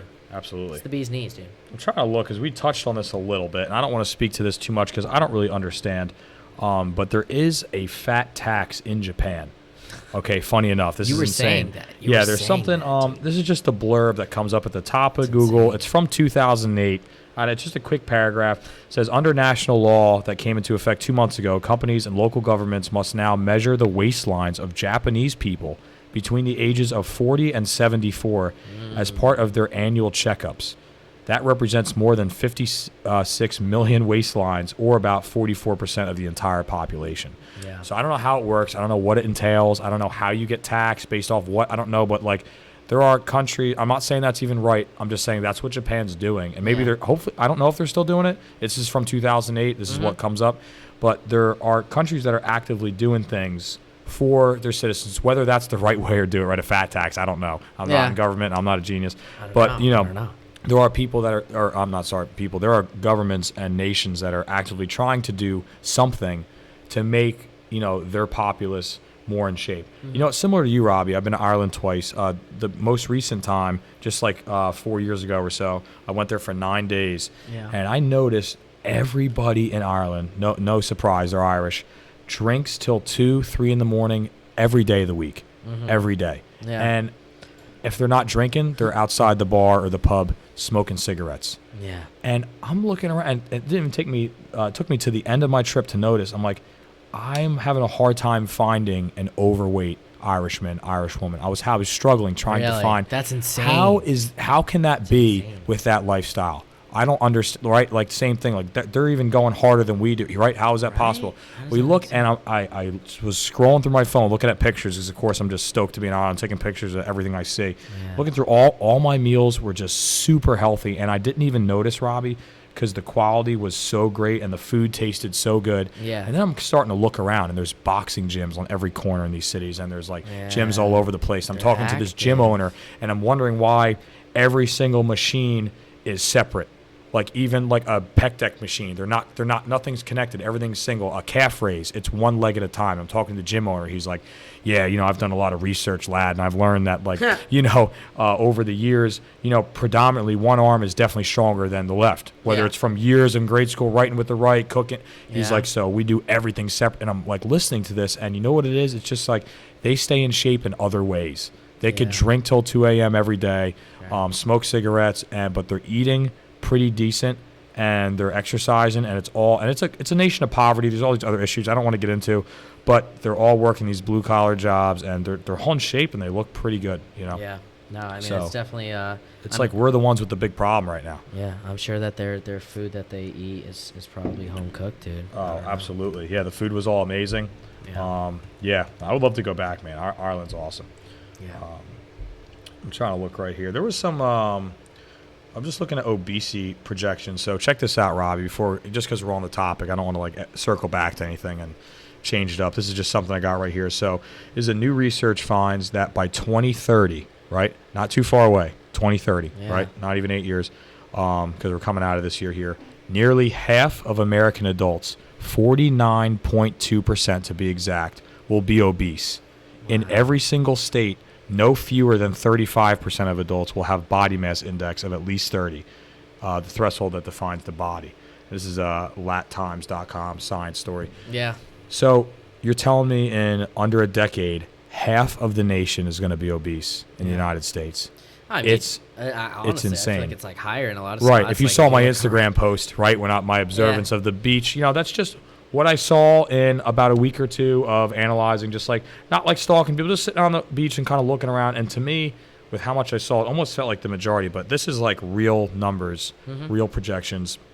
It's insane. Like it's an epidemic. It's coming. Half the nation's going to be obese. It's very terrible. So yeah, right. And how many people are dying from that? And there's not even single emergency crisis, kind of anything. Heart disease due to obesity is the #1 killer in the nation, and it's not even close. But we don't want to preach that, Yeah. It doesn't hold a torch to people that died of COVID, Yeah. that died of accident, but we don't want to. I don't know why we don't address that. I guess it's the like everyone's beautiful movement, like support. Look, dude, if you're my best friend, which you are, right, and you all of a sudden you come here and I haven't seen you in a while, and you're 240 pounds, and like I love you, right, as a brother.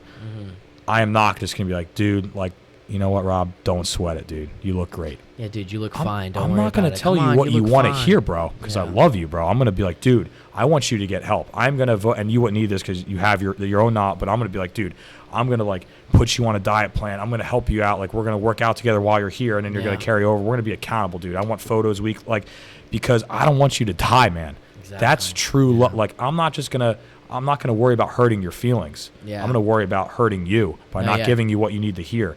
And if everything and everyone is beautiful, then no one is, right? Yeah, everything. exactly. It's a lie, man. It's just it's very sad to see. So like, if you really care about somebody, if it's a loved one, if it's in your family, if it's in your friend circle, you got like help them out, man. Give them an option. Be like, dude, I've told a friend of mine, I'll be like, I will pay for your gym membership. I'll Venmo you monthly, and I'll drive an hour and a half once a week, twice a week to help you because I love this kid, man, and I don't want to see him go. And that's where we should be at, man. Not just like, don't worry, man. Like, just promoting like healthiness and all that it's good overall, rather than, And then what's happening is like, oh, don't worry about it. You look great. You look fine. You know, stuff like that. And like Right. the food industry loves it. The food industry is all about it. They're like, oh, you're beautiful no matter what. Like, Sure. you know, being 400 pounds and wearing Yeah. a bikini, you're so brave. It's like, great. Right. Bravery. Brave. Like, Right. come on.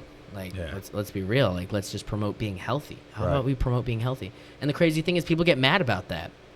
Promoting healthiness? Yeah. Who could hate that, right? But so many people would hate it. They'd be like, oh no, you don't have to be anything certain to be beautiful, which, I mean, I'm sure too is. And these you know, terminology we're coming up with, fat phobia. Like, Yeah. like, yeah, what- they you love think I'm that, afraid man. of a fat person? That doesn't even make any sense.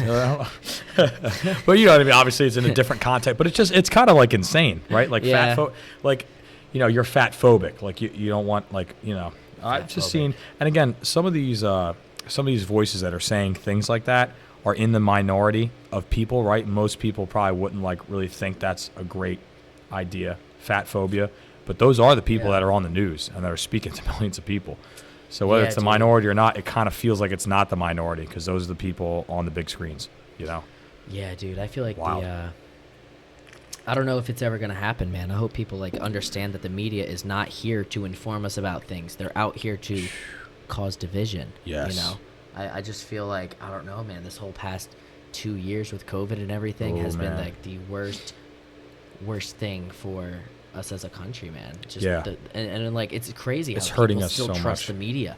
I don't trust any of the media, Neither. dude. Doesn't at matter all. if it's right wing, left wing. Doesn't No, matter. I don't trust Big any media's of it, 'cause insane. guess what? At the end of the day, they're all just like getting paid hundreds and hundreds of millions every single You know week. what's and crazy, they're Rob? To your loving it. point, it looks like I had heard this on the radio, so I didn't get a chance to like research this and see it in writing.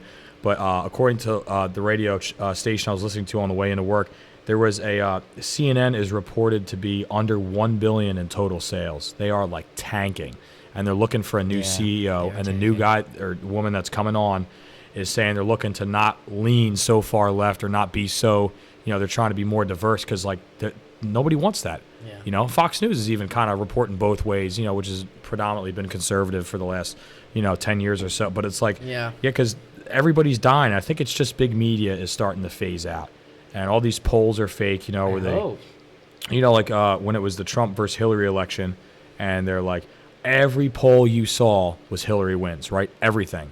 And it's like, who are you polling? Because if you go in New York City, you get, poll 1,000 people, 850 of them are going to be, where, like, did you get a letter in the mail? I didn't get a letter. No, like, who are no you letter. polling? So it's just kind of no letter. yeah. But, it's just, that's kind of where we are, right? So nothing's very accurate. It's Yeah. hard to trust big news. I don't care what political party you're with, what your affiliation is.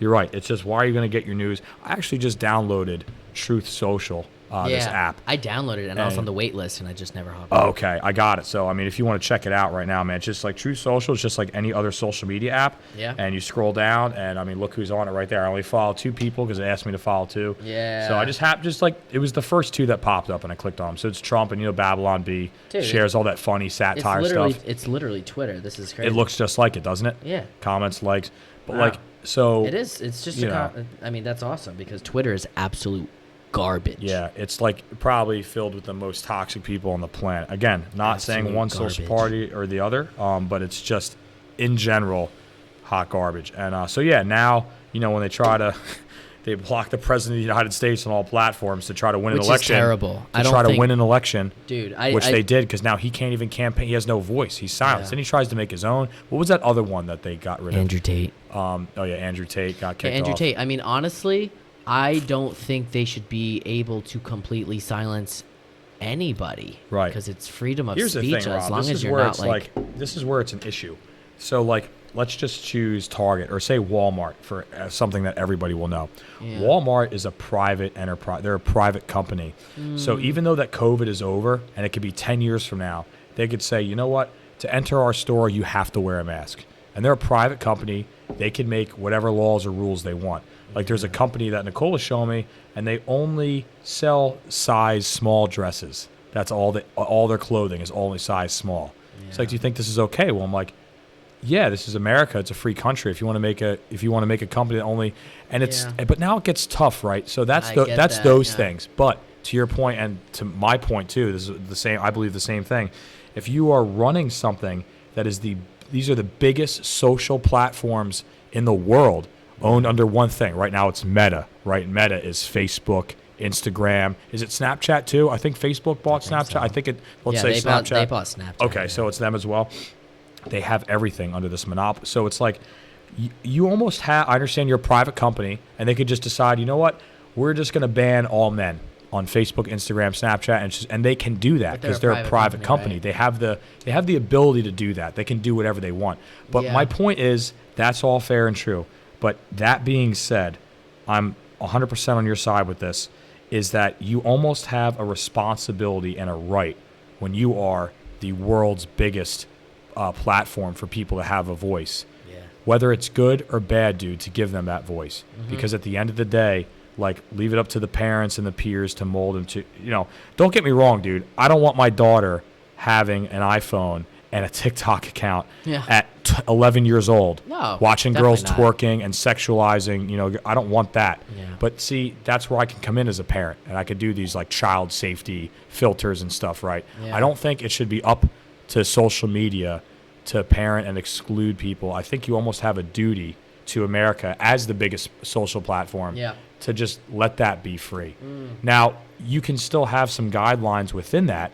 Maybe it's not 100% freedom where people are just out there spewing like terrible racist things, sharing nude photos. That shouldn't be a thing. That would be like Right. you're going against community Right. terms, which is different. But I mean, there's somehow like it's tough to say what I'm trying to explain so right like now. the thing with Twitter, right, is because when I lost my Twitter accounts, because I used to have a Twitter account with like 120,000 followers. It was your boy SpongeBob. Yeah, amazing memes. And then I had my secondary account, which was just like a memes account, and that one had like, I don't know, 75,000 followers. Okay. And then what happened was, I'm pretty sure, because I was talking with Noah about it today.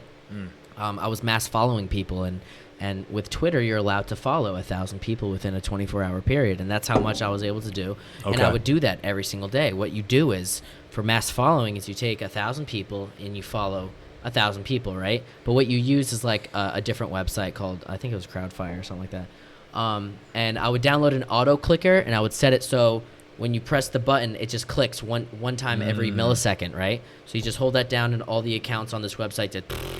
Wow. And you get 1,000 follows really easy. And then the next day, you go to people that you follow that don't follow you back.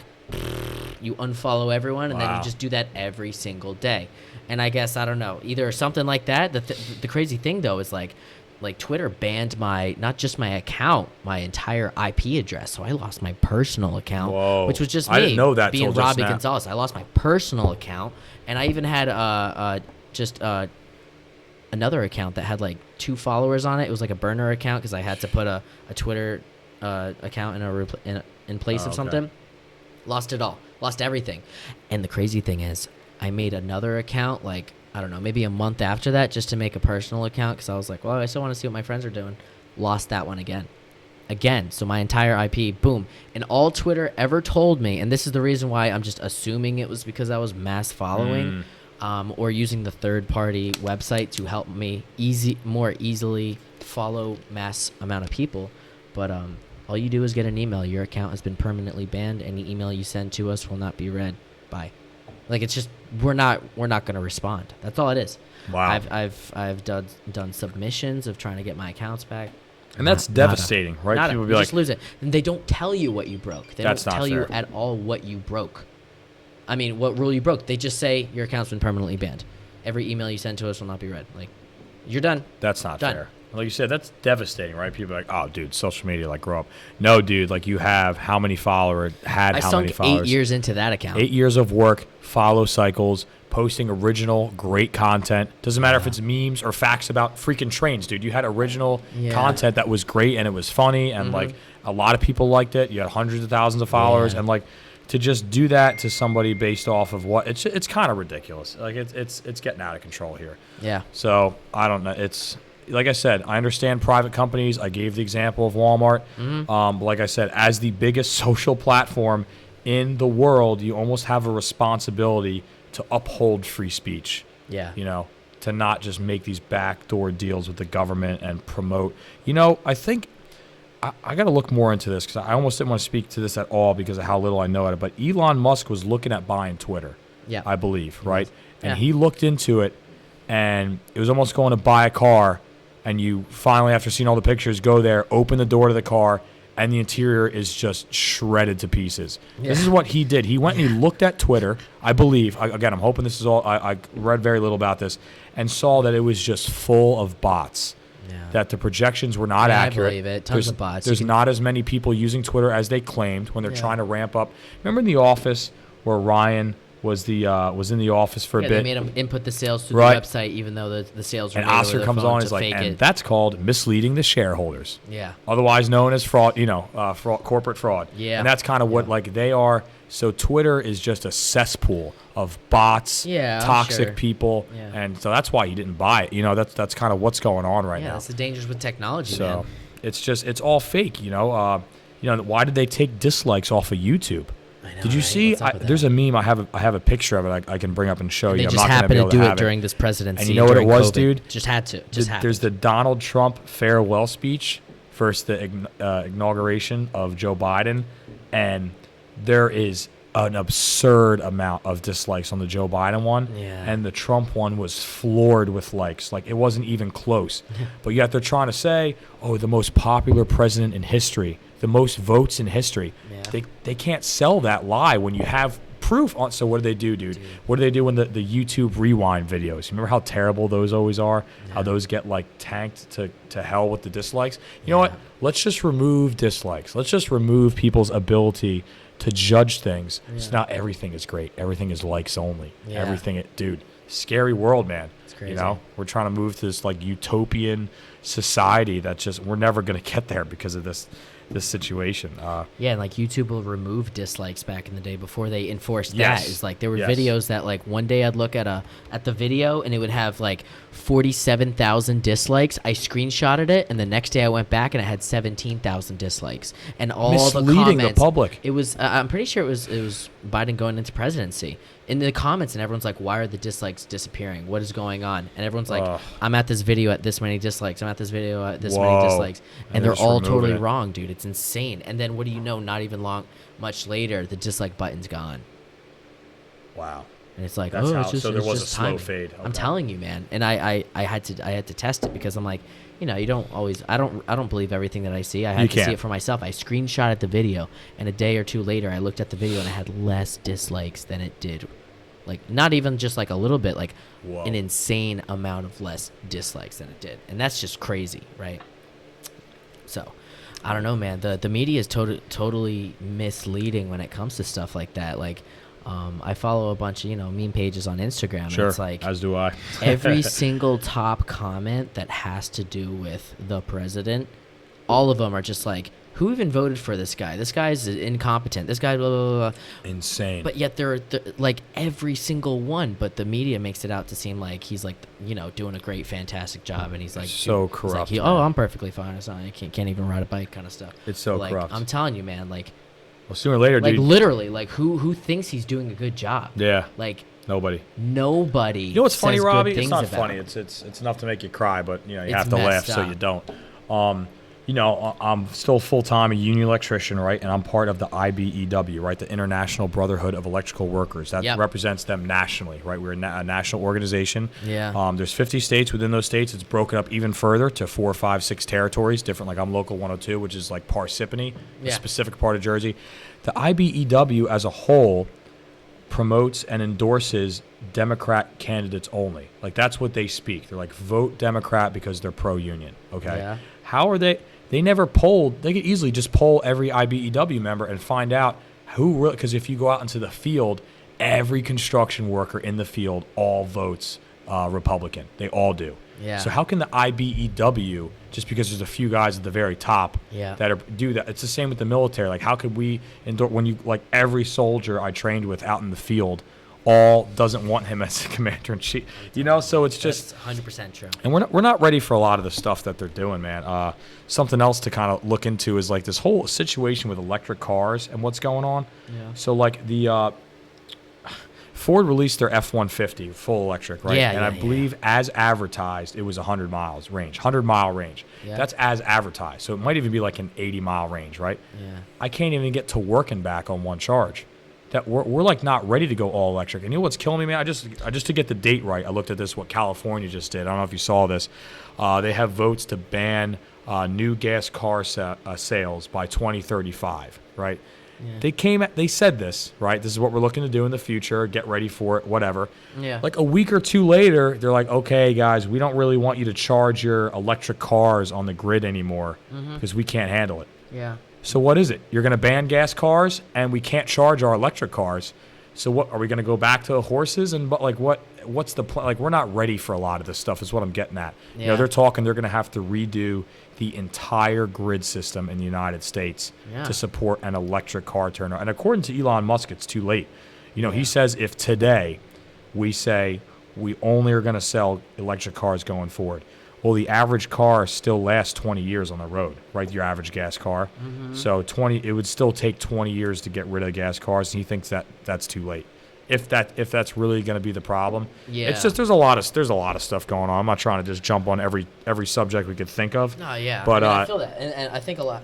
It's wild. Something I was telling my parents the other day is a lot of people are like they think we're going to electric cars to be good for the ecosystem, like for to be more green, right? And that's like it's not true at all. Like the reason we're doing that is because we're going to be out of oil. Yes. Within the next, few decades. It's not a renewable resource. Yeah, no. We're going to run out of it. This has nothing to do with the environment. This has to do with us being able to travel still when we're out because we just use so much of it. Yeah. So that's like something scary to think about. And I did hear Elon talk about our electrical grid system in America and like how it was made, like, it was mostly made like, I don't know, like mid 1900s or something. I don't know, whatever. But yeah, it's how insanely outdated it is. What they really need to be doing is upgrading the train infrastructure in America, because that's something with South Korea that I've learned is the train systems are the way to go, dog. They're so awesome, man. If I need to get somewhere, I go to the train station, hop in a little cab, go to the train station, boom, 200 miles an hour going straight to where I have to go. And it's cheap, it's affordable, it's really good quality. It's not even bumpy at all. It's like super smooth. And they got trains you can get everywhere. And it's amazing, dude. So I feel like that would be like a really good direction for us to go. But they want to push the electric car thing, which I understand, but like aren't trains electric? Like yes. So like right. Why don't we just like do the whole train thing? Am I wrong? I mean, I don't know. No. I might be plenty of torque, something. plenty of power. Yeah, you can make it's. Yeah, and like your battery goes bad, and like how much are those batteries cost? Yes. If you have a big electric car and your battery goes bad, dude. I don't like buying batteries for my normal car right now. No, it's insane. I couldn't imagine one as the main power source. Oh my gosh, yeah, they're crazy money. And like, what's our plan to discard of those? You can't just throw batteries in the garbage. Like, dude, there's a whole process that breaks down. It's terrible. We don't have a system pollution. ready yet. Insane. Tesla is the closest right now, right? There's plenty of cars out on the road now that are great. And there's a ton of hybrids that are fine. Toyota Prius was like the first big name to do it, right? But, I don't think we're just not ready for that yet. But, if we're working towards it and it ends up, maybe that's one of those things, like you said, eventually we're probably going to have to go there. Oil runs, we're not going to be at one day, whether it's our lifetime or our kids' kids, at some point, we're not going to be able to have, we need to just have electric form of transportation. That's it. It's like, I don't know, when like cars first stopped having CD players in them, everybody's freaking out. Like, are you kidding me? But like eventually it's the way of the world. When the iPhone comes out and there's no more auxiliary cord, you freak out, right? I was upset too, but now it's like, okay, wait, AirPods are dope. Everything's pretty much Bluetooth now. Bluetooth technology is the best it's ever been. It works phenomenally. It connects instantly. The battery life on little AirPods are insane. They go for hours and hours. And you're like, you know what? I have no use for an aux cord anymore. And Apple got their little piece of money, right? They had the little adapter that comes out of here that makes it an aux. And, a few people complained, I can't charge my iPhone and listen to music at the same time. But eventually we moved away, and now nobody cares about that anymore. Just like we got wireless charging now, too. Everything, right? You could put that on a little pad you could buy from Amazon. Guess what? For we had $15. wireless charging back in the mid-1900s with Tesla. Insane. Like the scientist Tesla dude, like where you Wi-Fi electricity, like wild. That's crazy. I follow a dude on TikTok that does that stuff. Like he's just like a 20-something-year-old dude, and he makes one in his backyard, and I think he just gives out free electricity to like his town. Absolutely, and we'll go forward in the future, whether it's 100 years or 1,000 years. it's irrelevant of when we'll actually eventually just have to be electric cars only. Yeah. And, maybe you'll be able to keep like a vintage retro car, in your garage, and you'll be able to pay for like an extremely high price for a 5-gallon can of gasoline and be able to drive that on like a Saturday once a week or something. But outside of that, it's just going to be in history books, and we're just going to have electric cars, and that's going to be it. And we're not really going to be mad anymore because we'll have slowly faded into that, just like we moved away from the CD player and the aux cord in our iPhones and everything else. And it's just going to be the way the future comes to us, No, yeah. And it's not going to be a big issue. There'll be a lot of motorheads and car guys that'll be upset for a while, but it's going to be such a slow fade that's not going to really matter. And they're going to find a way to appease those guys. Like say, hey, if you want to spend, $200, you can get a 5-gallon can of gas. You could, and you could put it in your car. And I think that's the way it's going to go down the road. And it might not be in our lifetime. Hopefully not. But if it is, we'll deal with it. It's just...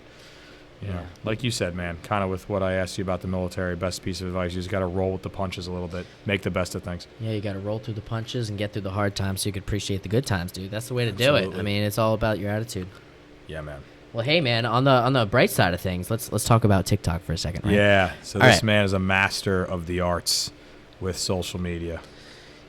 Yeah, man. Specifically TikTok. So boom, let's back travel, right? 2018, right? So I lost my Twitter account. Right. All three of my Twitter accounts, and I was super bummed out. I'm like, I give up, because at that point I've had 8 years of experience of how to understand social media and understand how to gain followers and stuff like that, right? I did the mass following with Twitter, and that might have been the downfall of the account, but bam, I start hearing about a new app called TikTok, and at the time, like, it was nothing but cringe videos, and just like no one really had it, and like I was bored, man. I was just like, you know what, let me give this app a try. Let me just see what I can do on it. And like I downloaded the app, I was watching the videos, because cringe videos to me they're cringy, but they're kind of entertaining. So there was a lot of cringe videos, a lot of like furry stuff, and a lot of people wearing animal costumes, and oh my gosh, it was so funny. But I make an account and I just start posting videos that was in my camera roll. And, it was whatever. There was some TikTok trends back in the day where you put your phone in, like, slow motion. You throw it up in the air or whatever, and that was pretty cool. So I tried that, and it looked pretty cool. But I never really had anything, like, cool happen. And then, like, randomly one day, I posted a video of me at a lantern festival, and, like, all the lanterns were going up into the sky. And I put a song over it, and, like, that video got, like, 250,000 views in one day. And I was like, yo, hold on. This app is insane, right? Being able to get that reach on TikTok was insane. And then, boom, I gained, like literally in that one night, I gained like, I don't know, maybe like 30 to 40 Instagram followers too, because I had my Instagram linked up. And I was like, yo, this app might have something going on here. So boom, there I go. I start posting and stuff like that. By the way, my TikTok is at Lil Nubby Cake. So I start dolling myself up, man. I'm posting videos, and like every once in a while I have videos pop off. And that was before I understood the TikTok algorithm, because the TikTok algorithm is insane. What it does is it doesn't necessarily, it does, but like you can either have 100 followers or like 100,000 followers. It still goes through a similar, like pretty much the same algorithm process, as it gets pushed out to like 350 people, and depending on how many people of those people watch the video for a long enough time, whether they like it, share it, comment on it, if it hits some certain type of criteria, it'll get pushed to a larger group of people, and then it'll get pushed to a larger group of people, and it has to keep doing that, which is why it's important to have the type of content that people would want to send to your friends and stuff like that. So I was posting videos, and I got the account up to like 10,000 followers. I'm like, this is insane. And then I kind of just got bored, and I just stopped posting for a while. 2018, then 2019, and then in like 2020, COVID happened and everything. So TikTok was, social media in general was like really big. And I was just like, whatever. And I started posting stuff, and I had my first viral video, man. I had the viral video with the possible World War III incident when Donald Trump was president. I made a quick video when I was on my lunch break at work, and that one got like 3 million views, and I was like, yo, this is crazy. All right, so I got up to like 20,000 followers there. I gained 10,000 off of that one video, and I was like, all right, well, I mean, let's see how this goes. So boom, here we are, November of this past November. I'm chilling at my parents' house in Tennessee. I packed up and everything. I'm getting ready to go to South Korea. Right. At the time, I had like, I don't know, maybe like 30,000 followers, but I didn't really like post anything special, and every single one of my videos weren't getting like any views or anything. So I'm like, all right, what do I have to do? So I'm like, what do I like doing? I like playing video games, right? You love playing video games. Sure. That's like the baseline of our friendship for a lot of it, like playing Super Smash and stuff like that. I was talking with my dad about this video game I used to play called Power Pete, and like it was on a floppy disk on a Macintosh computer, dude. When I was a little kid, I'm talking gnarly. It was just like the screen was like this big. And I just remember it's like analog horror. So analog horror, me and my friend Mark, he's also in the Air Force, we talk about it a lot. Analog horror is just like, imagine being a little kid in a dark room. You wake up from a nap and there's a commercial on that's just a little weird and it's kind of scary. And like the artistic styles really aren't there yet because it's super like, imagine when you were like, 4 years old and you just see a show or a video game and something just kind of off about it. It's just like creepy, just scary. The graphics aren't great, like low graphic stuff. And this game used to traumatize me as a kid, dude. Like it was just like so scary to me. And like it's just analog horror is just so addicting. So I was like, all right, let me post videos from this video game, and I started with just doing game over screens that were creepy, because that game over screen was like the guy would scream ah, and he would be dead and it'd say game over, and then at the end he'd be like laying on the ground and it would say game over, and there's just like scary laughing and there's like a dinosaur in the background and it's just the eyes of the dinosaur was just so traumatizing. I'm just a little kid, it would scare me to death. Yeah. I posted that video, nothing really crazy. Another one that scared me was the Donkey Kong Country game over screen, because like if anyone's ever played the Super Nintendo Donkey Kong Country, like that game over screen is traumatizing, dude. I remember being 5 years old playing on a tube TV in my Pocono cabin, and like it'd be dark in there and like you lose your last life and you're like no, and then like boom, like it just has their faces and they're hurt and it says game over. It's so scary, dude. If you don't know what I'm talking about, like Interesting. I gotta show you. So that was like my thing. I was like, yeah, I like doing that. And before I know it, dude, it's like the 6th video that I post, and that one gets like 100,000 views. And I was like, yo, I think we're onto something here. Okay, found your just niche. Just kept posting. I was like, all right, I'll do video game stuff. Video game overs. I start doing that, boom, boom, boom. Before I know it, dude, I'm getting followers after followers after followers. Then I'm like, this is it. I'm doing it. I'm making a video game over account. So I did that. Before I know it, dude, I finally hit my 100,000 followers when I was in South Korea. I was in quarantine at the time, and I had nothing to do but post videos. I was posting up to 30 to 50 videos a day. If I have any advice of people that are trying to grow a TikTok account, post as much as you can, because if you have more hooks in the water, you'll catch more. One of them's bound to catch a fish, Yeah, okay. And the crazy thing is, like I said, like you can have 100,000 followers. You post a video, might have 1,000 views, 2,000 views. You post another one, 375,000 views. You post another one right after that, 6,000 views. Like it's not consistent. It hits the algorithms, and what TikTok does is it gives you treats. Like, okay, you're posting a lot here, we're gonna boost your account, we're gonna show them to a lot of people. Then once you're like super high up and you're getting a lot, then they're just gonna slow it down. Boom, slow it down. You start getting lower views, and you're like, oh man, I gotta keep posting. And then I call it riding the wave. So best advice, throw more hooks in the water, man. Post as much as you can. And then what do you know? I'm start posting all kinds of video game content and stuff like that. I was explaining to Noah that like, he's like, well, what do you post? Like, do you play these games? I'm like, I don't play the games. I get the gameplay from YouTube videos. And he's like, well, isn't that like kind of like taking it, like stealing it? I'm like, well, it's just video game content, but like I shout out every single YouTube page. You credit the creator. I credit the creator, absolutely. Okay. I don't take credit for any of it. But what I do is I spend the hours upon hours of watching these playthroughs and reading through the comments and finding the specific parts of the video games that are very, like, whether they're nostalgic, scary, unsettling, thalassophobia stuff in the water, like creepy stuff like that, video game servers shutting down, like, I go through the work of doing all of that. So I'm not the creator, I'm the distributor. And I feel like that's the better way of being able to do it, because I could post up, 30, 50 videos a day if I really wanted to. Whereas creators maybe you're not put sit around for hours. I'm talking maybe 2 to 3 videos a day if you have to come up with content, and like you have to be creative for that constantly. You have to constantly be coming out with good stuff. So my biggest advice is just doing that. Post as much as you can, and then just have just keep on doing that and literally never stop. Just keep on posting. And I'm telling you, man, I'm up to like 625,000 followers right now. 625,000 followers, dude. I've made over $6,000 ever since December. So I'm talking like, I don't know, what's that, 9 months? 9 months of doing this. Reiterate, if somebody like was not fully involved in this video, like $6,000.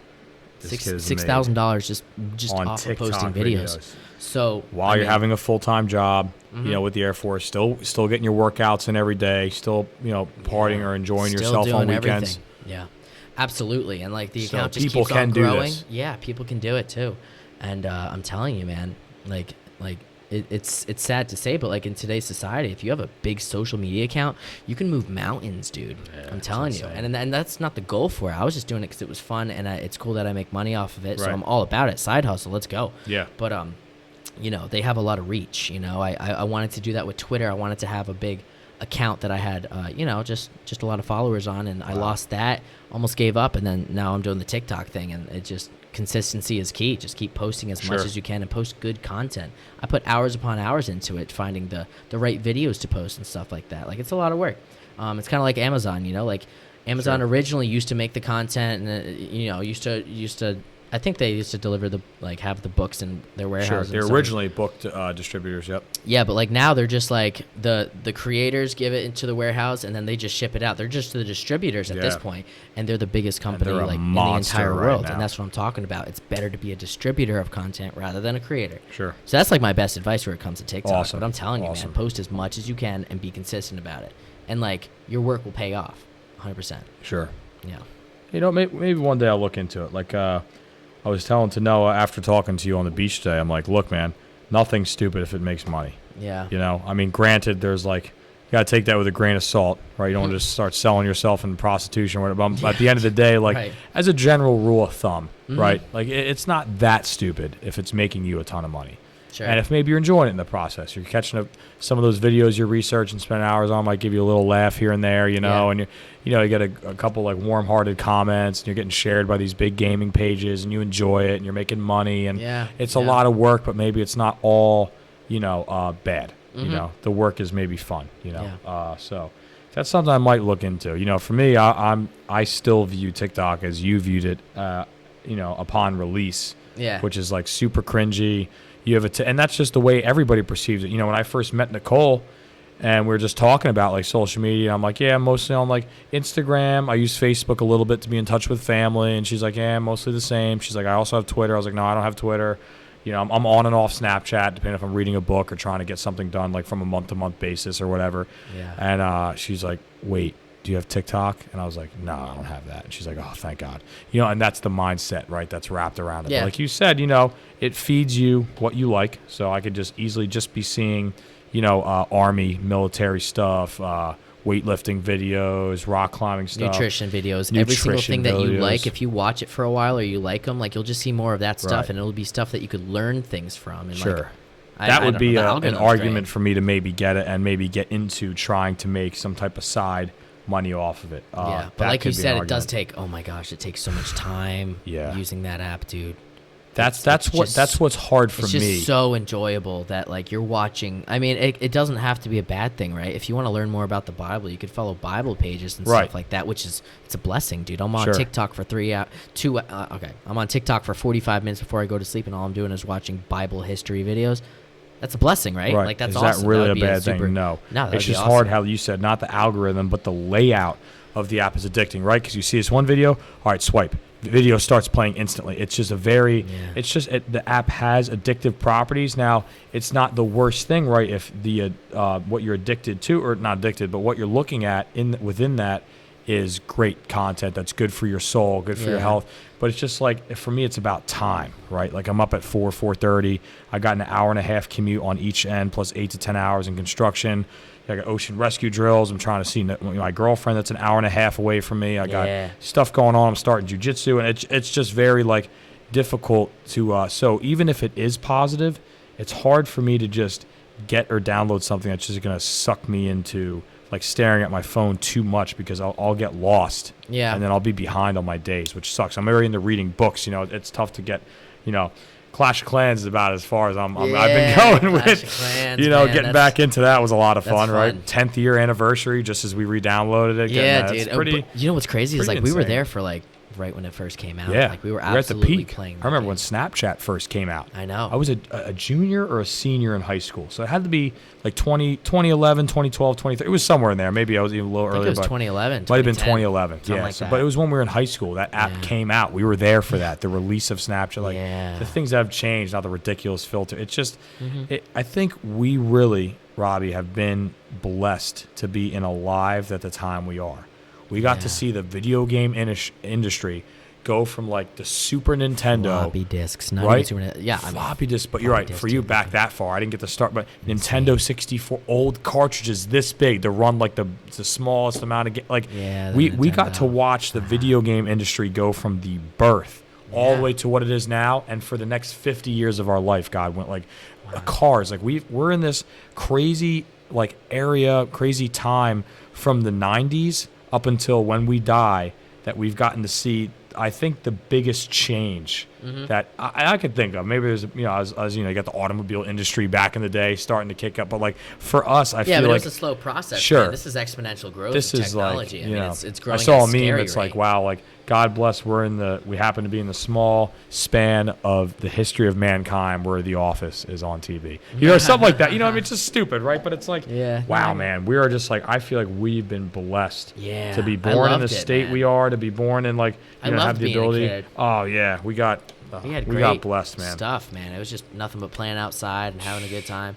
And that was, I think, now you a got the huge iPad part. kids. That's, I was just going to use the iPad for my analogy, but now it's the generation of parents, right, which is us, right? A lot of our friends, 27, 28, 30 years old, who have kids, right? So this is we are the next parent generation coming up where it's like, here, just shut up and take this brand new iPad so I don't have to parent.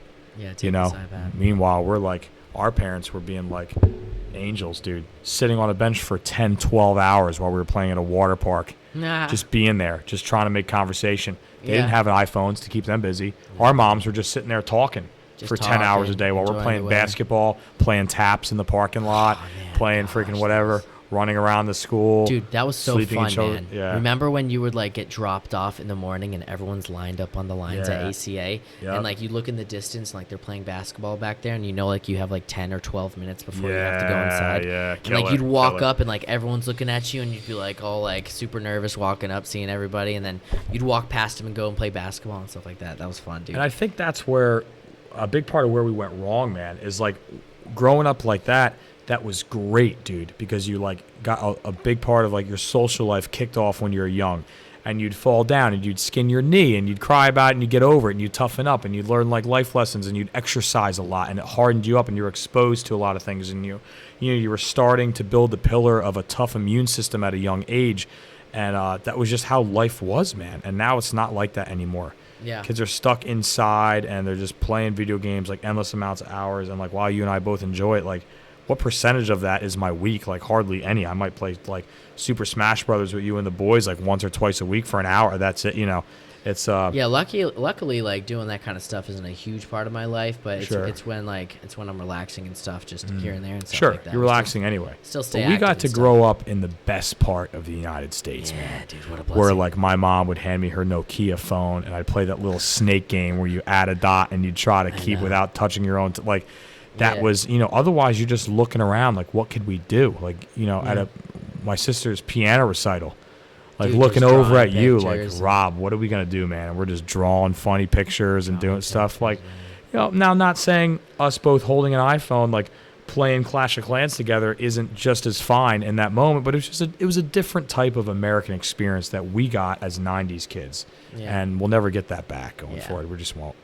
I don't know. I mean, we did have the Game Boy Advance though. We had like Game Boys and stuff Game Boy like that. Advance So was dope, but that was a struggle in itself, man, because I had no backlit screen. I remember I was like coveted. I don't know if I remember, I had that little, it would plug into the top of the Game Boy and a little swirly, bendy light that would just shine. Otherwise, you're going down the highway waiting for the street light to come up so you could real quick get your like Mario Advance, and then you have to pause the game, wait for the next street light. You're holding it by the window. Dude, literally. Crazy times, man. Kids don't know about that now, man. That's not a thing now. I remember getting the Motorola. Street lights was real, dude. Yeah, street lights was like the only life you had. Yeah. I had the Motorola Razr.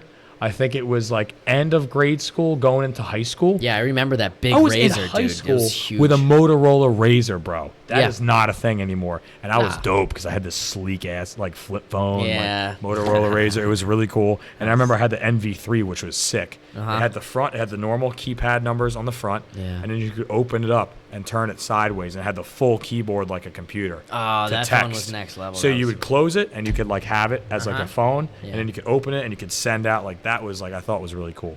Yeah. That didn't have a platform to support any type of like games on it, but it was for texting, dude. That was amazing.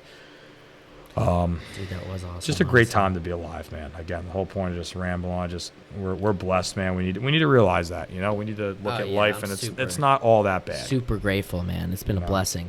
It's been For an sure. absolute I blessing, find dude, myself for real. torn oftenly, like sitting on a fence between like extreme patriotism, like Yeah. loving my country, blessed, I have an amazing life, and also trying to look at and be conscious of all the issues in the world right now and what's going on. Trying to bring light to some of these things, like you and I had talked about. Just going to say the categories, not going to dig up anything from before, but you know, like you said, obesity.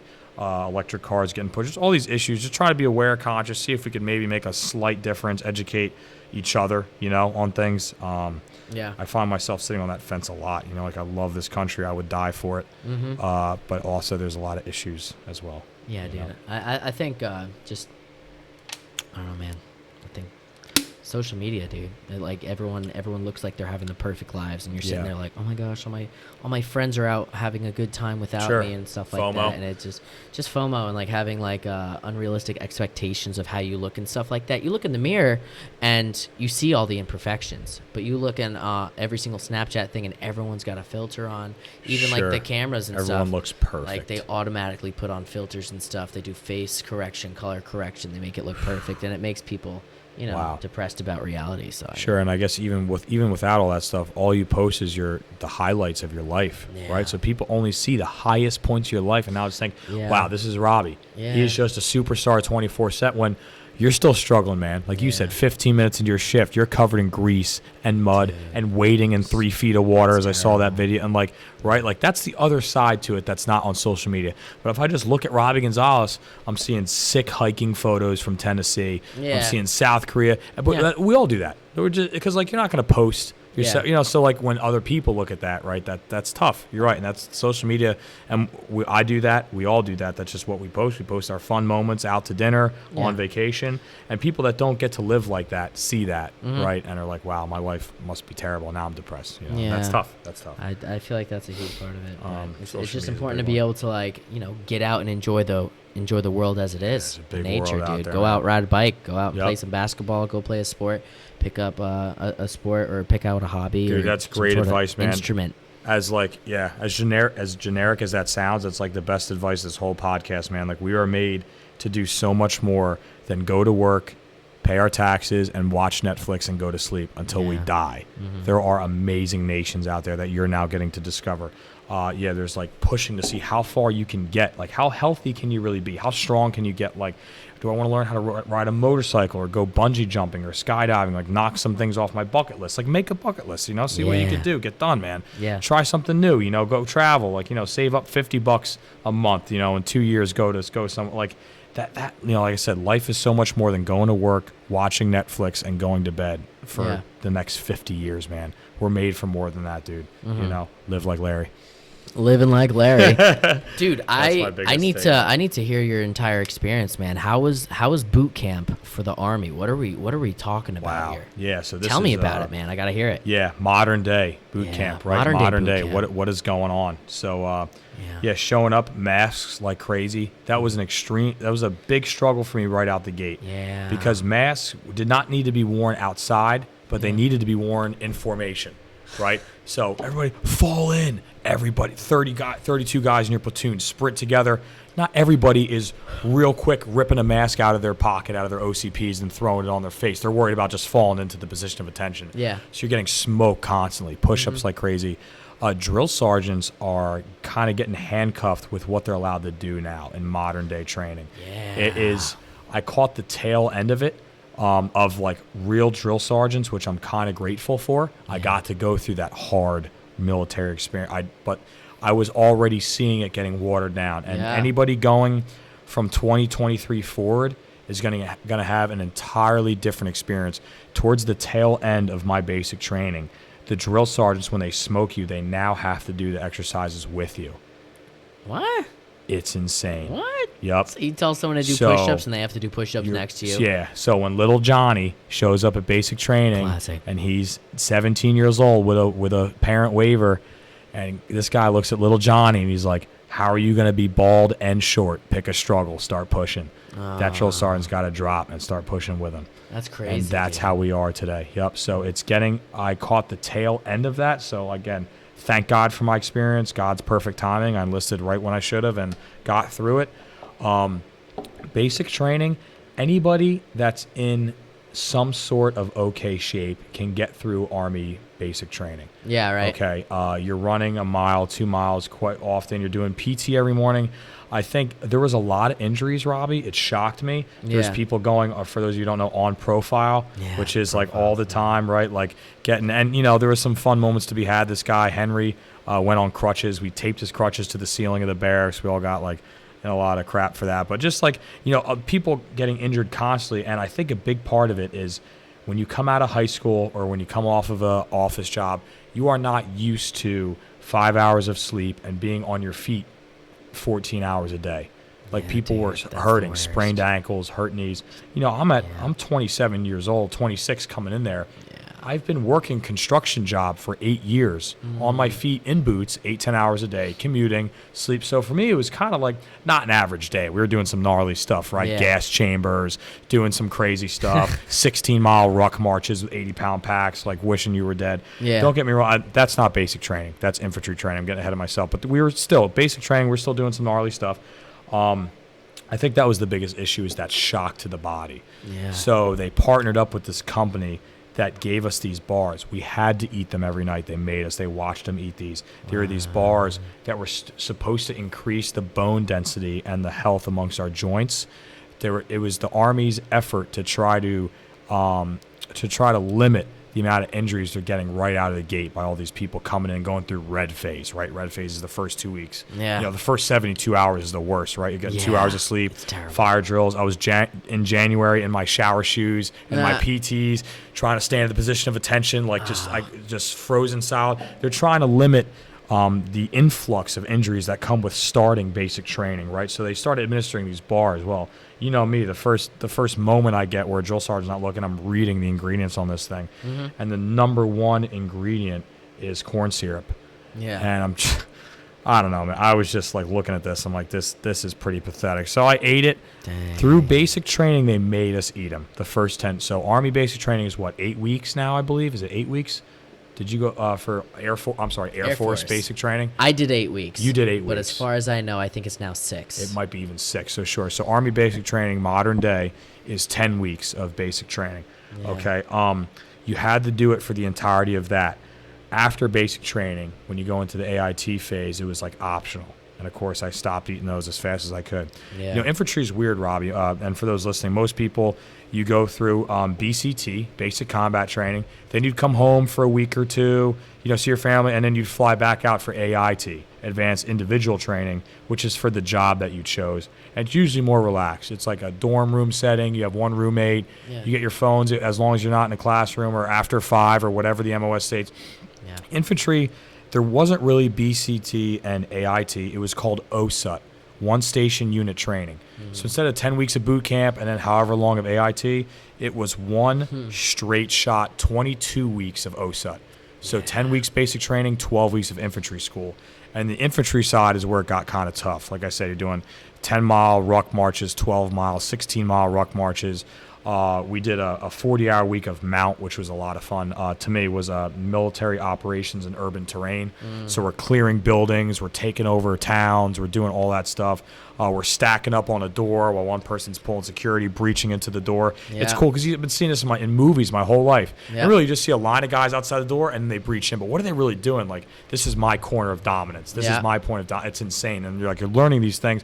A lot of it was cool, but we did a week of land nav, Robbie, which was insane. Land navigation was nuts. We spent a week out in the woods, sleeping out in the woods. Again, no showers, some of the worst porta-johns you've ever seen in your life. Man. And we're doing 16-hour days, terracing through all these different types of terrain, swamps, steep hills, trying to find your points. You're using coordinates and a waterlogged compass, and you're trying to figure out where you're at. It was insane. A protractor trying to shoot all these different angles and stuff, and apexes, and it was wild. Yeah. In the middle of the night, you're hearing boars, rustling in there, and I'm like, well, this sucks. I'm not armed with anything. Like, this is gonna be scary. So it was crazy experience. What I've been telling everybody to kind of sum it all up is I'm glad I did it. I would never do it again. Yeah. As far as the training experience, right? Which is, I'm sure, is how you and everybody else feels about the training side of the military. Luckily, you don't have to do it again, right? Right. You fly away. You're locked out of your phone, which, like, who cares about your phone? But really, it's about the communication, right? Yeah. So it has changed a little bit. Where weekly, as long as you're somewhat behaved, you are seeing like 20 to 30 minutes of phone time at the end of weeks. Mind-blowing to hear you that did not from get me, that man. anywhere No. near that. You basically forgot how to use your phone, and at the end of it, here you go. It was like alien to me. I guess because, like, maybe with the Army, it's a little bit more prolonged of training, and, like, if you're away for us, 22 weeks, call it 6 months straight, the same drill sergeants, and they kept it the same strict mentality, training environment style, shaved head, like the entire 6 months. Like, there was no breath. So I graduated basic combat training, which gave me the title as soldier, right? So I was an American soldier. After the 10 weeks, I got to see my family in Nicole for 4 days, and then we jumped right into infantry training for another 12 weeks, and that was to get the title as infantryman, right? So that was like the second portion, and then I'm finally gone. But loving the National Guard so far. I'm doing my first drill with my actual unit this weekend coming up, September 10th and 11th. Pretty excited for that. I joined the Union, Robbie, right out of high school, 18 years old. Obviously, financially, best decision I ever made. Yeah. But I never got to scratch that itch. I just feel like I'm cut out for military.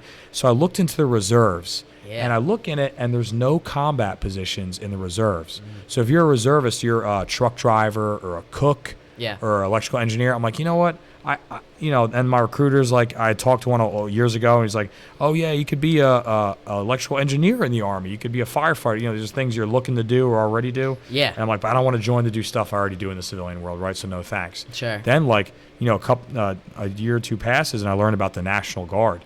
National Guard operates the same way. It's still a weekend drill per month, but they have military police, mortarmen, infantry, tank drivers, tank commanders. So that's what I looked into. And you get to serve on a state level.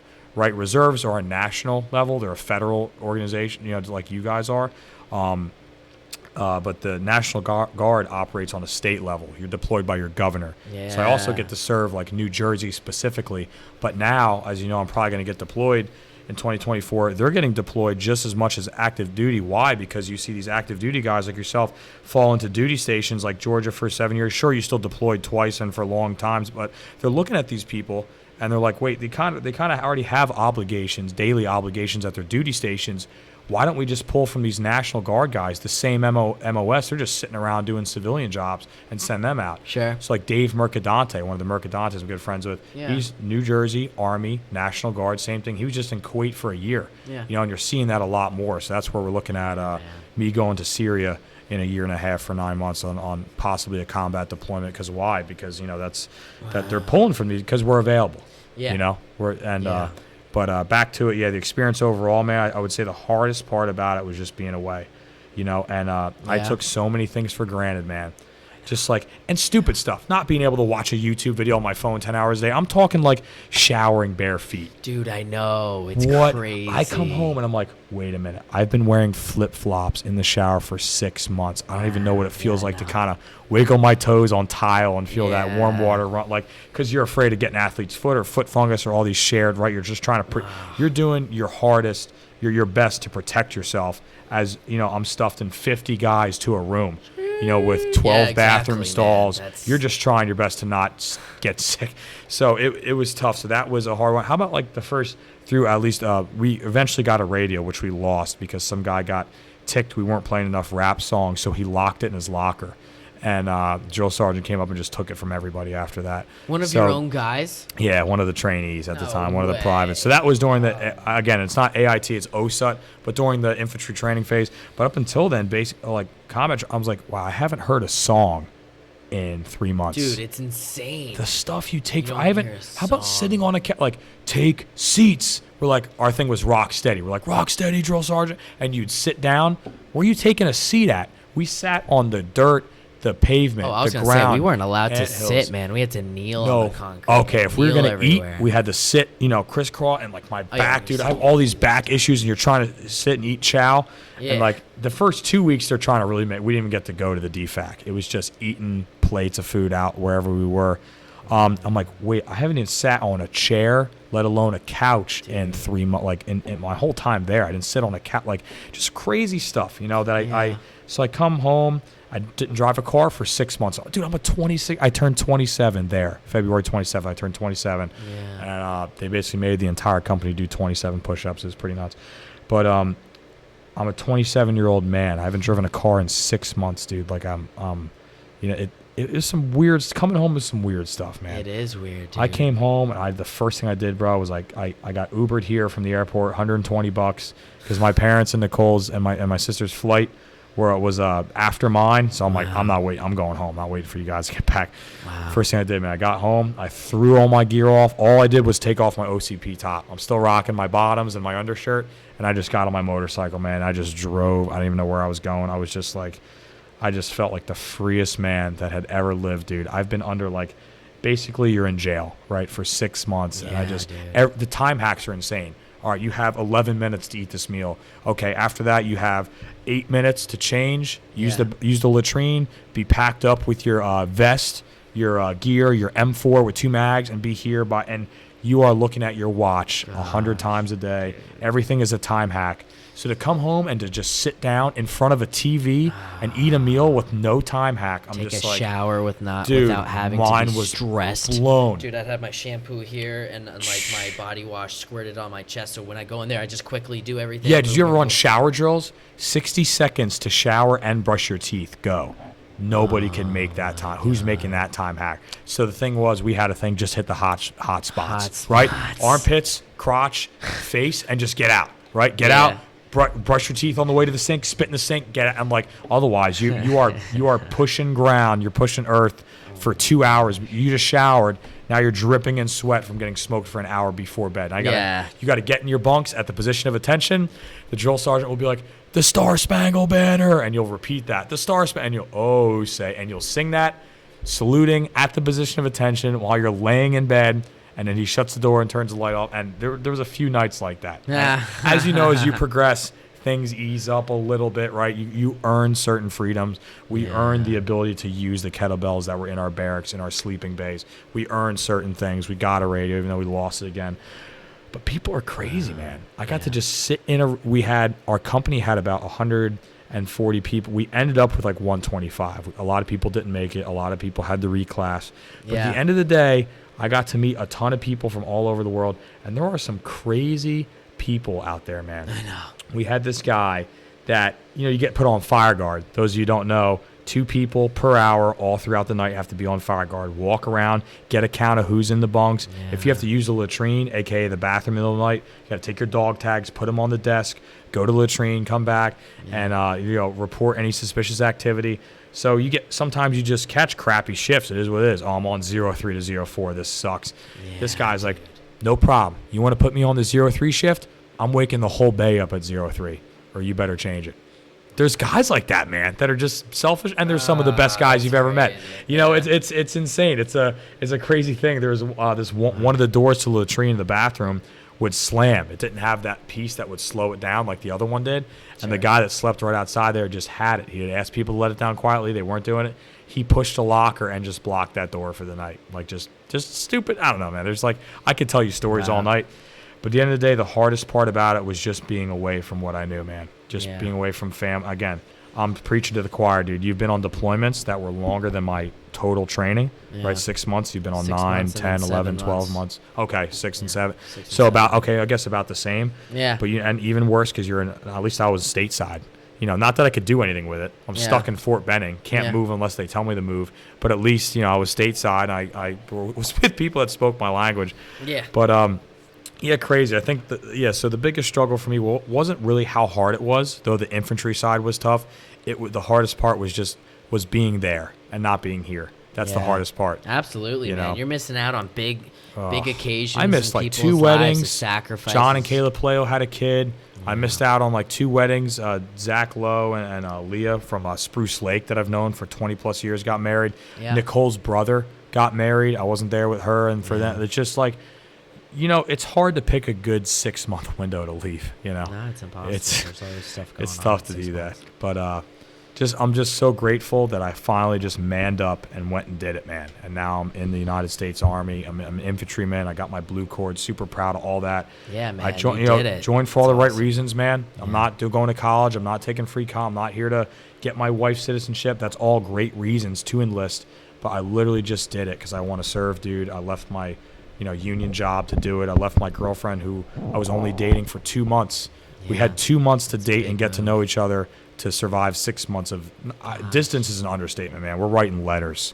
We're right. You were there, dude. You and I wrote letters. Yeah. Like I said, glad I did it. Wouldn't do it again. And you got recognized, right, by Sure. a high-ranking. Yeah, that was awesome, man. I officer. had the sergeant major of the Army who sits in the Pentagon and is a direct advisor to the chief of staff. He flew out, and the drill sergeants dropped him a word, the best of each platoon. And I was in second platoon, the Spartans, shout out. Yeah. I got the coin for the best there. And I was the PG, which is the platoon guide. So I was in charge of that platoon, marching them, calling cadence, taking advice from the drill sergeants and guidance from the drill sergeants and relaying that to the platoon about time hacks, packing lists for our range days, all that. Yeah. I eventually got fired because I marched the platoon without a second platoon drill sergeant there, specifically a second platoon. So they fired me, and then I was like, so I had an option. I had a big choice to make there, Robbie. I could be super bitter, like I am doing nobody's doing what I'm doing. Nobody's working. How could they do this to me? Yeah. And I had a split second because I got fired on the spot in front of everybody, and every PG got fired at some point. Some platoons went through 6 PGs out of their 30-person platoon in the last 12 weeks of training. Wow. I was like, you know what? Yeah. I'm going to choose to just be so good that they can't ignore me. And you know what? They eventually made me the student first sergeant, where now not just in charge of a team, right? Two teams make up a squad. Yeah. Not just in charge of a squad. 4 squads make up a platoon, and not just in charge of platoon. I was in charge of the entire company, all 4 platoons, and I never got fired from that job. Dude. I was in charge of. I was standing there, all 4 platoons, every morning formation, every chow, hit time, everything, and I'm standing there, and I'm like commanding the entire company. And while I was 1 point away, I came up runner-up for the Distinguished Honor Graduate. Basically, for those who don't know, the military's version of the valedictorian, right, you would call it. Yeah. I was like, I got that honor and that privilege, and I have that coin, and that's like worth more to me than anything else I think I have in my house right now. Dude, that's huge. That's huge stuff right there. Honestly, I could have gotten the valedictorian because I got 100 on my PT test, and then when it came to the test, dude, I wouldn't have made it anyways, but there was another guy in my flight with the same last name as me. No way. And I promise they swapped our tests. I promise. Whoa. Because right after we took the 100-question test, on my fingers I counted which ones I got wrong, and I got like an 88 on the test.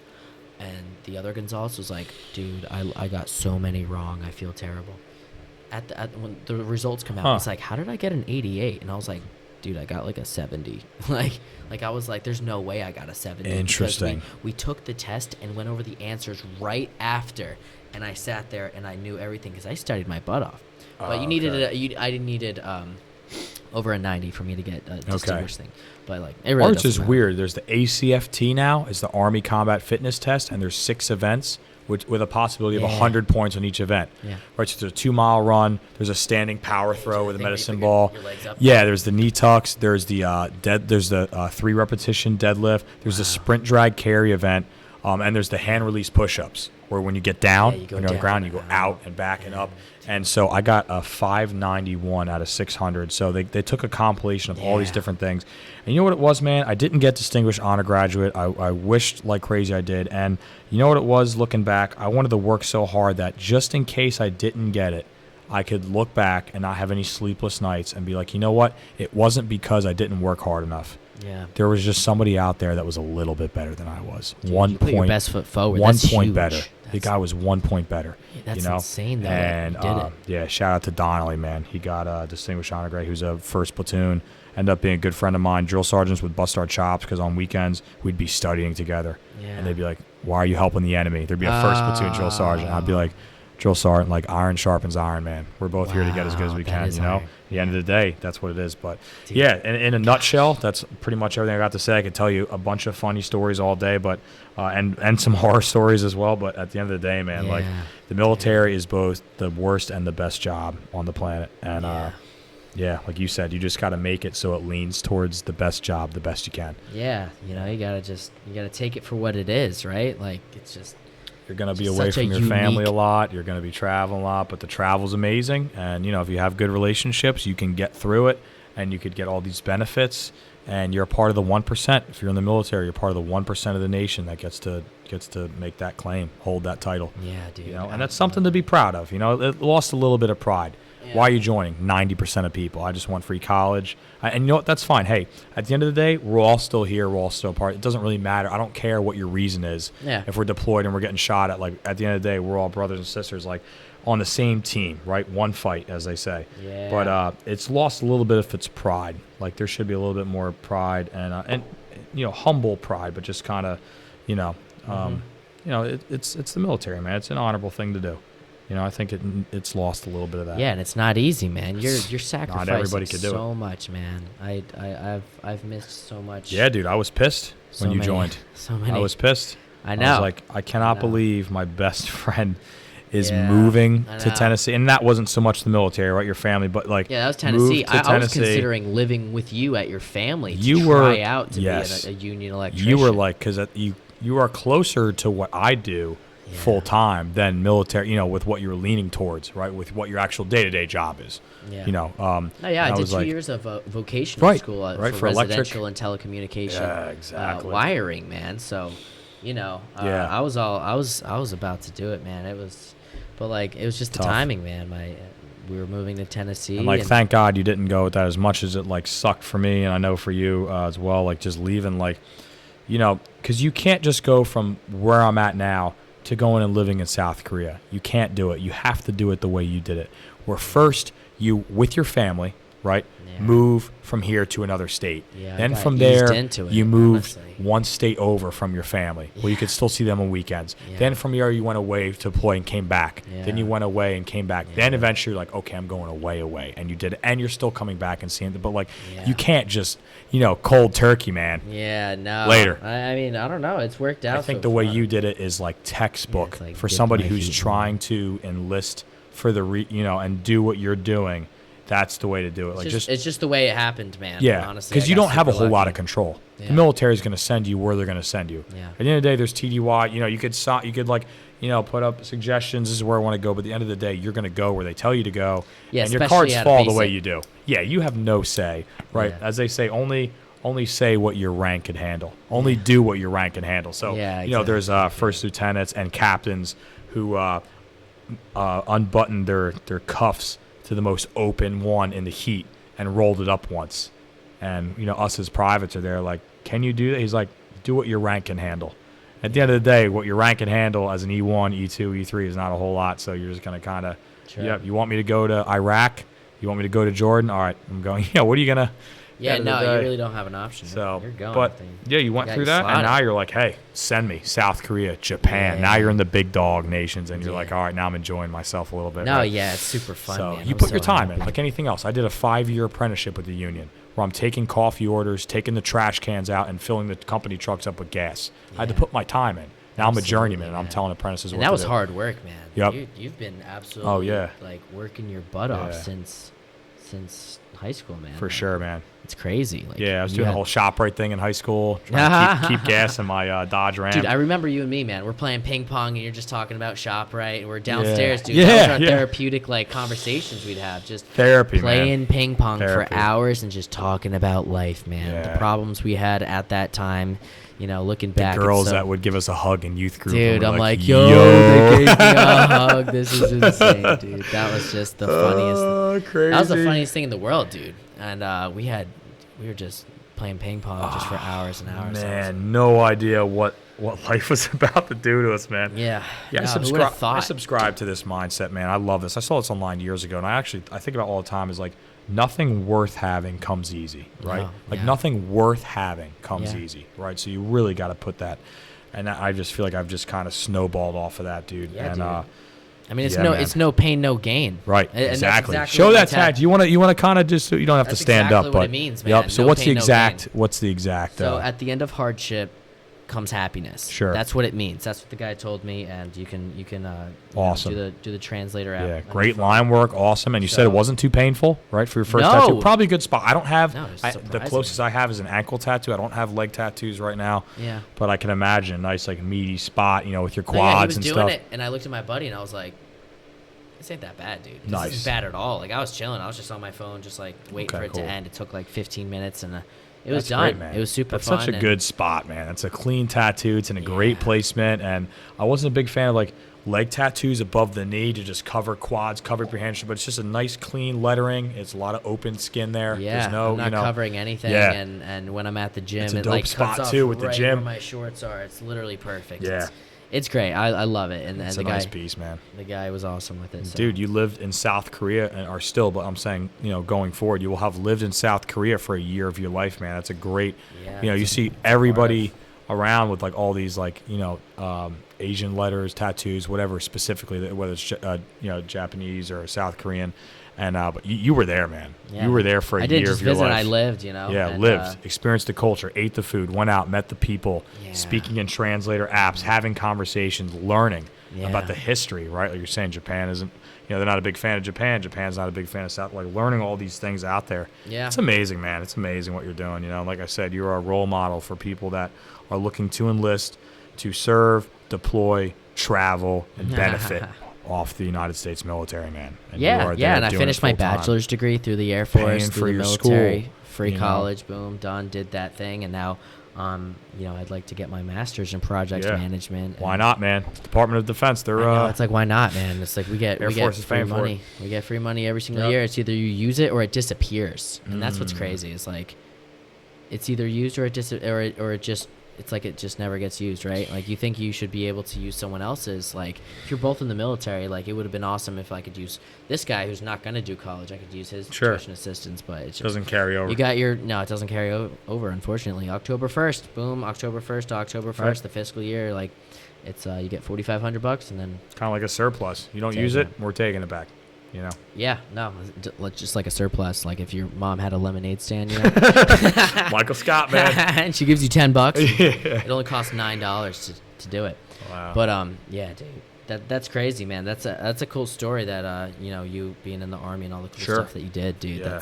I'm happy you were able to do that, man, because Sure, like you yeah. were really just like, I gotta do this, like, and like you said, I mean, you're double dolled up on a Sunday afternoon right now. Like you absolutely have a fantastic job that you've Sure. worked your way up to get to your position within that place, and you're getting paid very good money, and you're doing everything, and your life's very, very nice and great, and through all of that, you still joined just because Right. you wanted to Yeah. serve and be a part of the military, and like show how much you appreciate the freedoms that we have and stuff like that by Oh being a my part of gosh. those who can help us not being attacked in our own country and stuff Absolutely. like that. So I mean, that's awesome, man. You're absolutely a savage for that, dude. Straight Really up. appreciate it. Yeah, Straight man. up. I'm really happy I did it. Yeah. It's tough, and some people, whether it's loved ones or friends, like might not have wanted me to go, but at the end of the day, like not everybody gets to like, sit home and play house, dude. Like the country only works because we have men and women in the sewers of New York City, dude. 'Cause we Yeah. have men and women coming and taking our trash out in snowstorms. Like the world operates Yeah. because of strong men and women that make it rotate, dude. We don't Exactly. all get to just, like I said, come home, watch TV, and play house. We need these people out there, and I'm just like trying my best. Hopefully, I've been doing a good enough job to like be one of those people, contribute, to society and to, like I said, my community and to the country. But it's great. I so far I like it. Like you said, if you enlist and you think every day is going to be like playing Call of Duty, you're horribly mistaken. You have to Yeah. take it with its ups and downs, like you said. There's going to be days where you're just sitting there doing administrative paperwork for 2 days, whether it's through the enlistment process or getting Yeah. re-upped on the sexual harassment policies and stuff like that. There's going to be days where you're just kind of sitting there and you're like, this is not really what I signed up for. But like, you got to, like you said, bro, the ability to roll with the punches and to be resilient and operate like a tennis ball and just bounce back and enjoy life is crucial. Yeah. You know, otherwise, yeah, you're just gonna have a miserable experience. Absolutely, man. What else we got, dude? I'm like, I feel like we just got started. Dude, I don't know we're what the just timer's scratching the at. surface of what we're doing. It's like dude. 10:30, man. I mean, I could go like maybe another half hour to an hour. Yeah. Dude, I can go. I don't care, man. I'm gonna try to wrap it up. Maybe in the shooting next. the breeze with the mailman. Dude, shooting the breeze with the mailman. SpongeBob SquarePants, amazing quote. Yeah, dude. I could maybe go another 30 minutes. Like you said, man, I'll be up at 4:30, and we'll be up even earlier the next day. I'll be dropping you off at the airport, man. You'll be on your way back to South Korea. And I know, man. End of year, you'll be on your way to Japan, and life just goes on just like that. Yeah, dude. But you'll be back, and I'll be visiting you in Japan. So. Yeah, dude, that's gonna be so cool. I really hope that all works out and stuff like that. I mean, we're gonna go to Nintendo World at Universal Studios, Studios. man. You know, Nintendo World in New York has now been changed to Nintendo NY. Dude, yeah, when we were there, I have my mug that says Nintendo World, but that's not. That might be worth some money now. Because no, that's absolutely something you need to keep. You know, actually, I got that for Christmas, but hey, how about this $155 phone charge, man? Whack, dude. So what upset. Is up with that? Crazy. Dude, that was insane. You just called me up. You know, you're like, yo, let's play some Smash, and I was like, yo, Greg, Super Smash Bros. I was like, yo, we gotta. You need to call me on Messenger. You're like, nah, it'll be a quick one. I'm like, I didn't really believe it. Yeah, I'm like, just do a match or two. Meanwhile, however many, like 90-something cents per minute, whatever, $155 charge rolls in a Verizon. $2.50 a minute for us to talk on the phone. What's up with that, man? I just didn't understand because, like I said, when I was in Ireland for 9 days, I was calling, texting home, and there was nothing. And like, you know, and I was getting called out there on to your argument. I was getting calls and texting back, and so like I just don't understand. Like, maybe South Korea, and granted, maybe I did some type of package before I left. I did something with Verizon before I left. Maybe that was the thing it's that. possible you could have did a package with Verizon because I don't have Verizon. I have KT Wireless, which is a Korean. Okay, yeah, you have a different number. I'm actually now back to texting. Yeah. Is it 575? Number 2258. No, we'll just keep it outside. No, you're right. No, but that's like your old. But that's your old number now. No, right? So you're not gonna. You don't have that number when you go back. Is why it's probably safe to say that. But that's like you're gonna go back to that number. But it's funny. I'm like back for like right now and the next day. Like it's not gonna be relevant when this airs in a day. But you're gonna be. But now you're back to a South Korean phone number, which was crazy when you sent it to me, and it was like a totally like it wasn't even. Like the right amount of digits. Yeah, let alone that. What was digits, it? Was like insane, man. It's like way more. I looked at it. And I need to look into this because I heard military like with T-Mobile they do like 50% off or something nuts with military. Really? I don't know if Verizon does anything like that, but I have Verizon. I've had them forever. I love them. Your dad works. Yeah, my dad did 34 years in Verizon. He was a big executive. Honestly, maybe I should hit him up. He would know more than anybody. I don't know. I mean, he worked for Landline at the time. Oh, okay, back when Landline was like, you know, a super big thing, and then they started, you know, merging over to wireless or something like that. I don't know, but pretty much he retired from there, and then he was able to get another job in Tennessee, and we moved down there with that. But like, the reason I like Verizon is like I've had the best like phone service with them. Like, and their coverage is insane. Yeah, right, no matter where you are. Is really good, and like I'd be at work, man, and like people with like AT&T and stuff like that, they're like, yeah, no, I don't get service inside. I got to go outside, and then I can start, you know, sending messages and stuff. I'm like, Verizon's bumping. I'm like, dude, you're at work 8 hours of every single day. Like, why would you not have a cell phone service? Yeah, you got to step outside the motor pool just to send them. Like that's kind of. No, it's crazy, man. But I don't know, man. You know, swapping from Verizon over to KT and stuff like that, you just take out the SIM card and you're double dolled up on a Sunday afternoon. Nice, man. Double dolled up. Yeah, dude. But back to that thing is like I have the 2.5. It's like 2 hours of calling overseas for free. Where I call you, it's free, but it's the fact that you called me. I feel like you could probably get that thing removed, man. Gotcha. $155. We were just talking for a little bit. Yeah, I might have to look into it. I mean, I paid it for now. There's not to say I can't go back and debate and I don't know. It's just play dance with them. Insane. Yeah, kind of insane. Yeah, I don't really know how that works. It's insane. Like, what are they doing differently for you to be able to call overseas like that? Like, nothing, dude. The satellites are in the sky, right? Yeah. Internet is a thing. They're in place already. It's just crazy, man. But that's just unluckiness, man. And we've definitely had to learn from that one pretty quick. Wow. And the time differences, man. 14-hour difference, man. Right.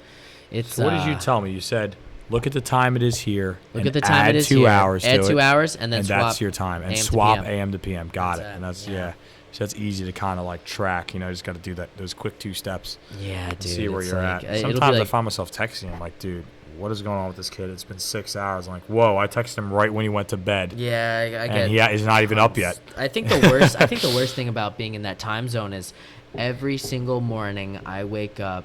You know how you wake up at 4 a.m.? Yeah, stupid early. You probably get a few text messages or maybe some notifications on your phone right when you wake up. Yep. Every single day, I got to go through 47 messages of this group chat. You know, I got everyone hitting People me up. People have been up all day. Everyone in America has been awake, and it's you know, they're already out of work and they're happy, and I'm up at 5 a.m. and I like first thing I see is all the messages. Like I don't even want to look at it. I'm like, oh my gosh. You're just trying to wake up. You can't even see your phone screen yet. Stresses me out, dude. I don't even look at my phone or do anything until after I'm done off the runway doing my checks and stuff like that. Because I'm just like, oh my gosh. I can't comprehend this right now. It's like I'm in the middle of like people are just asking me all these conversations. I'm like, dude, it's 5 a.m. Like, yeah, you know, take it easy a little bit. Yeah, dude. When I flew over here, I was like, it was hard for me to swap over to the East Coast sleep schedule because I was in Tennessee with my family, and it's like 3 p.m. and I'm just like, I can't even keep my eyes open. I gotta go to sleep, stuff like that. And then the opposite of that is it's 3 a.m. and I'm like wide awake. I'm like, I'm not even tired. Yeah. How long did that take you to adjust back to? Dude, I don't even know. They say it takes like at least a few weeks, but like I don't even know. Now I gotta bounce back. You know, now I gotta go right back to it, right when I'm kind of used to it, I guess. Yeah. But no, it took a while, man. It was bad. I was so like one of the most frustrating things is not being able to sleep. And like I'm just laying there in bed and I'm just like with my eyes closed, and then you know you turn over and then you turn over again, and then you're just like, it's the longest. What is going on? You're like, this is terrible. And I had the same problem in Korea, man. Like when I was in Korea, dude, there were nights I didn't sleep, and like, oh my gosh, dude, that's the longest. So stressed. Like time period of your life is those 4 to 8 hours, whatever it is, where you're just awake in bed on your phone, going back to closing your eyes, checking your phone, and you're just like, that feels like 10 years, man. And you've had no peace, and then sun's boom, coming up. My work alarm goes off, and I'm just like, this is rough. I want to die. Yeah, it's just like I don't know if I can do this, man. And then, boom, you have a whole entire 8-hour workday, and it's like a busy day, bad weather outside. All the generators turn on because the wind is really high and the power lines are being wonky. You know what I mean? So like, it's definitely not easy. This time change is gonna be crazy, man. But it's been a fun visit, dude. Yeah, honestly. Oh yeah, man. Had a wedding, had some sick beach days, and going out, and yeah. The beach has been a blast. The beach today was fun, dude. We should have jumped back in the water. Yeah, but we had to get the ice cream. Hey, and the ice cream was clutch, and we also got tomorrow, man. We got tomorrow. So I'll come back from work tomorrow at like 4:30. Maybe you've hopefully got done, you know, with your aunt, your grandmother, your friends, neighbors, whatever, and maybe we can hit it up a little bit, man. Might have to just miss my ocean rescue drill, and we'll hang out a little bit. It's your last night here. I'm not really sweating, whipping a jet ski around for an hour. Yeah. But as important as those drills are, we'll hit it tomorrow, man. Yeah. We're just keeping it chill for the last day, though. Yeah. We'll just maybe hit the beach, dude. Hang out a little bit. Talk, shoot the breeze, like you say, man. And that's that, man. Shooting the breeze with the mailman. But oh no, we're losing our wall. Dude, you exposed me. This is indeed my garage. Not some high quality studio I'm renting out in some nice place. Great. You want me to fix it? Or? I'm not worried about it, man. I'm trying to actually wrap it up in a few minutes. See it in the frame. Probably not. If you do, it's all good, man. I think people are aware of this setup. But dude, I think we should just call it night for there, man. I think we hit a lot of great topics. Both talked about our situations a lot, which is awesome. Get a lot of stuff out in the air. But like I said, only because it's like, you know, nearly 11 o'clock at night. I'll be up in a couple hours. Dang, is that late? Still got to figure out getting a ride for work tomorrow, man. We still might have to drive over and get my dad's truck now and bring it back. I mean, I got to go to work first thing in the morning. You're going to need the car. All we have outside is the Mazda right now. So we're going to have to... We still got a little bit of configuring and conversations to do, but... That's true. All right, man. I'm going to take this candle out. And that will be the end of it. All right, brother. Yeah, I appreciate it, Doc. Dude, let's get it, man. Always a pleasure. Oh, yeah. Oh, man. Now we'll see that. Fingers crossed that the phone is still going. Yeah! 2 hours and 22 minutes.